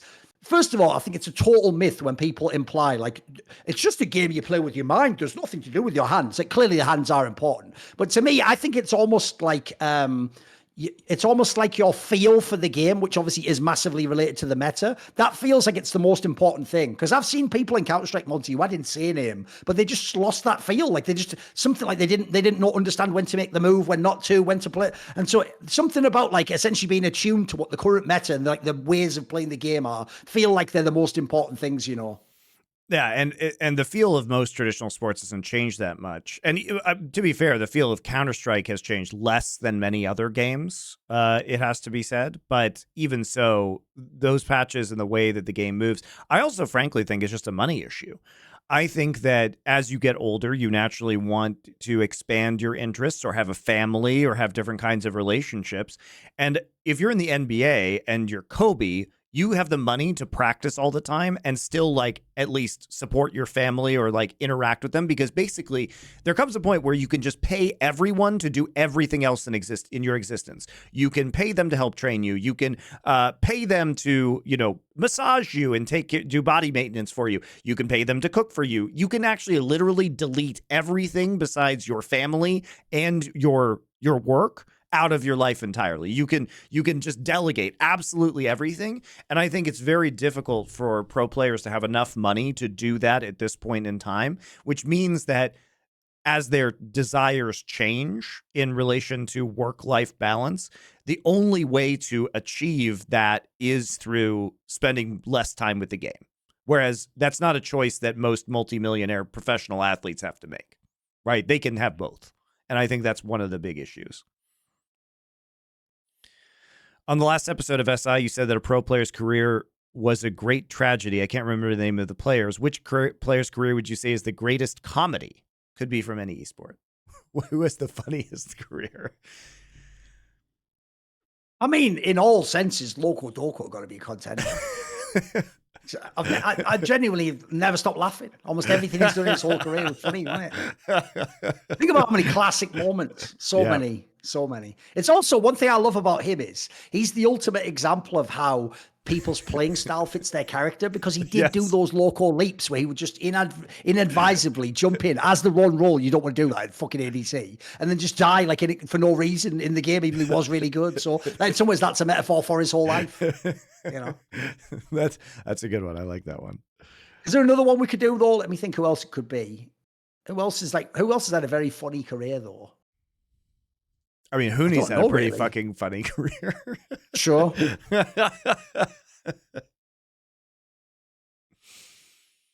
I mean, inadvertently, Reginald's being one of the greatest comedians I've ever encountered. None of it was intentional, was it? Like that story I got Sven to tell, where he was complaining that you don't dodge the targetable fucking spell on Kaiser. Yeah, it's just like, that's the most perfect Reggie story of all time, isn't it? It's amazing. It's amazing. I love it. I fucking love it. What is the etiquette when a co-caster makes the wrong call? It feels like a lot of the time the error goes unmentioned. Should they be interrupted for the correct information, only clarified in downtime, or if it's a minor issue, just not interrupt the flow? It really just depends on what the issue is. If they call out the wrong name, player name, or ability or something like that, you can just gently correct it and it doesn't fucking matter. If they make a really like bozo call, you try and like shift it. It depends on which role you're doing too. It's different for play-by-play and it's for color casters. You try and shift the attention to something else immediately, right? And you don't have to be rude, basically, right? You can do it in like a subtle way. It's really bad to be an asshole about it, right? I mean, you can even literally just do it like, I can see how you thought that flowers, but actually, like, look, they're taking the dragon now, believe it. And if you do it like that, no one ever thinks there's any. You're not being BM. Yeah, or you just say you add to the call, so you're like, yeah, but when you think about this other thing also, maybe it was this thing instead, I think is a better way to do it. Because oftentimes, most of the time you're not dealing with dumbass colleagues at the professional level. And so if you inevitably make mistakes, everybody will make a bad call at some point in time over hundreds of hours of live broadcasts. And so sometimes you just forget to take things under consideration, or you didn't see something right. You might have missed something crucial. So being reminded of it, most people are just pretty cool and be like, oh yeah, you are right. It's like, I didn't see that before. And then it's fine. Like most people don't fight you on the cast. That's like really weird. Is it the best decision for Faker's career to role swap into jungle or support? Personally, I think Faker role swapping into jungle and bringing in Chovy would be the best way for him to build his legacy. I don't know. I don't think that. I do think that's a fine narrative. Like the narrative's sick. The idea, like Chovy, the narrative is fun. He's just the stud player mid lane, and then Faker's his brains, and then it's like they just stack a bunch more titles here. That'd be pretty cool. I don't know if it's actually the move I'd do though. Or Faker as support, right? I don't know. I think jungle is tough. Because jungle, you have to play so many different champions because Riot changes the jungle every fucking year and the jungle meta changes. Whereas the thing about mid lane is even though it's the most pivotal role, he can always fall back on the control mages. You know what I mean? It's like, it feels like those are always viable to a certain degree. Azir and Orianna are two of his top 3 most played champions. They all feel, or maybe Oriana's 4 now. I don't remember. Whatever. Two of his 5 most played champions. Azir is number 1 by a lot. I think Oriana is 3 or 4. So it feels like you can always fall back on some things in the mid lane, whereas jungle gets super weird. And you could say, well, you can always fall back on Lee Sin, but that's a highly mechanical champion, and maybe this isn't the time in Faker's career to do that, right? I don't know. I don't know if there's a good answer for Faker. This is also why, though, you can't just act like those roles don't have hands as well. Because the main issue is, if the argument is Faker just can't be the best mid laner, so maybe he should swap to make the team better. I don't hate it, but like, for example, in some ways, if we're going to do that, shouldn't he have done that years ago? Like, essentially, the joke we have is he essentially always played jungle role. So maybe if like 5 years ago he swapped to jungle, maybe he'd have enough time, he could get a few years under his belt. Because the other downside I see here as well, Monty, is this. If he has one bad year at this role swap, then you probably just retire. You know what I mean? I don't think you're going to put in like 4 years. It just seems so implausible. You'll keep grinding. So essentially it has to work right out the gate. So I agree with you, even though I actually feel like in his history, he's very suited to probably play the jungle role. He seems to have a fantastic knowledge of what it should do. I actually think at this point in his career, it's probably safer to play support, Yeah. So I don't know what you do in their team because they've got carriers. So you're in a tough spot there too, aren't you? So it's a tough one. If you were in charge of Riot Games esports ecosystems, what steps would you take in the first 1 to 5 years, and how would it impact players, fans in the industry? Would you unify the leagues? Yes, I would. Or basically, have you seen the beginning of the French Revolution? I'll leave it at that. I'll just leave it at that. Leave it at that. But it's I'm not talking Judas Priest when I say some heads are going to roll. So, that's how it's going to go. Don't worry. And I'd be Robespierre. But then obviously, unlike the real Robespierre, I'd duck out just before the end. It gets really bad. That would make a good Photoshop. You as Robespierre. Would you make more specific changes, such as relocating LCS? Yeah, I get LCS the fuck out of LA. It's stupid that it's there. It should be in Chicago or Dallas or somewhere like that. That's a lot cheaper. Oh, by the way, obviously it's not a superhero, so forget that. But technically, they were once in a comic book. It was actually like Grant Morrison's Invisible. So I'm going to use that stuff. The characters me and Monty would be Lord Byron and Shelley. There you go. That's classic romantic poets. Spiritually. There you go. Exactly. There you go. That's, if you know the reference, it's a deep cut. It's okay. What else would you change? I mean, I would make my Super League. I think that the only way to actually generate revenue would be to unify the leagues and you handpick the best teams from the last 10 years of League esports. Imagine doing it like UFC and you're doing a road show. So you have one finals is in Dubai and then you have a finals in it. It could be amazing, couldn't it? It could be the shit. You could get all the viewership in the world. It'd be amazing. You get all the viewership. You run 3 or 4 tournaments a year with the top 20 teams. You get the teams with the biggest fan bases that are the most committed, and then I think you can actually sell pay-per-view. I think you can actually sell it at that point in time, and people would buy it. And I think you solve the monetization issues that way. I think you could bring in some really, really big sponsors as a result. And you know what? Purely from a cutthroat financial perspective, I think our friends over in Riyadh would be willing to pay for one of those tournaments quite a bit of money. And maybe that would be actually quite good for the teams in the scene in certain ways, if we're talking about finances being a potential issue during the old esports winter. So, would you do anything in the first 1 to 5 years? What would you do? I mean, I would change almost everything is the problem, isn't it? Because I essentially, if people don't know, I actually think Riot for real took one of the greatest potential esports ever and did almost everything wrong systematically, just doing it slightly less wrong over a 10-year span to the extent that like they're almost getting good. Like I actually thought MSI was a banger, but they still haven't done it for one. So they're like this close to actually being good now. But they still don't have a complete international. I mean, they still don't have a complete international circuit. We are robbed year after year of watching actually the top 16 teams in the world compete with each other because of their bullshit regional, nonsense. And also, what they're doing is they're actually holding down Western players because the very act of creating this circuit has prevented Western players from getting the very best practice that they could. And if we had a traveling circuit where all team facilities were located in China and Korea, so during the downtime, everybody just lived in those two countries, you would actually see parity start to exist between Western players and Asian players. And how do I know this, guys? Because we saw it in Overwatch. We saw it. Once all the pro players were in one location in Los Angeles, all the Western teams started getting better. All the Western players started getting better. Mixed Korean Western rosters started winning titles. And we were talking about Western players as some of the best in the world. The problem is that they're isolated in their own regions with worse practice environments, worse solo queue, worse scrims, worse work ethic, because they're allowed to get away with it. If you send all of those Western players for Korea and they're on the Korean scrim schedule in Korean solo queue playing against Korean teams, they will be better. They have the talent. They obviously, like, Caps could be among the best in the world. He was among the best in the world when he was in Europe. Imagine what he could do with living in Korea for 5 years. Holy shit, Sure.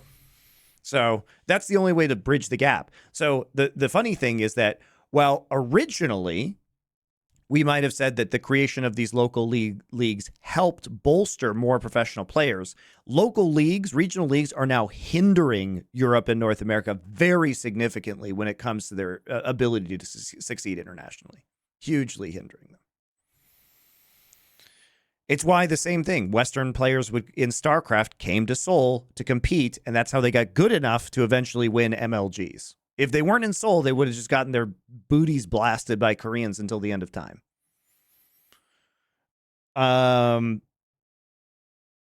Okay, this is the last question. Of all the missed Grand Slams in League, which one hurt the most?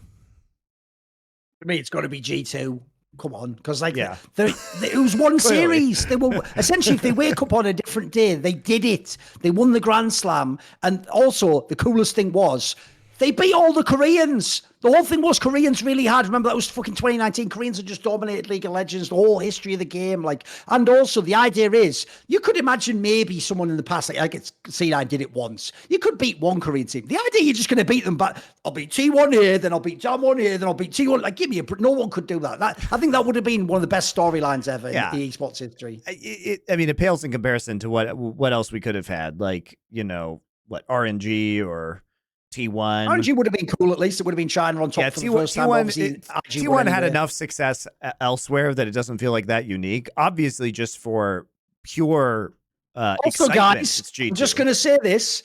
Since part of why T1 didn't do it is they didn't win that MSI, you mean you agree with me that literally Coma ruined esports history? Well, there you go, ladies and gentlemen. I think the cards are all on the table now, aren't they? Because that's the maddest part. He essentially entered the fucking Grand Slam by putting Easy Hoon in. What are you doing that for? You wanted your whole legacy to rest on Easy Hoon, mate. You're having a laugh.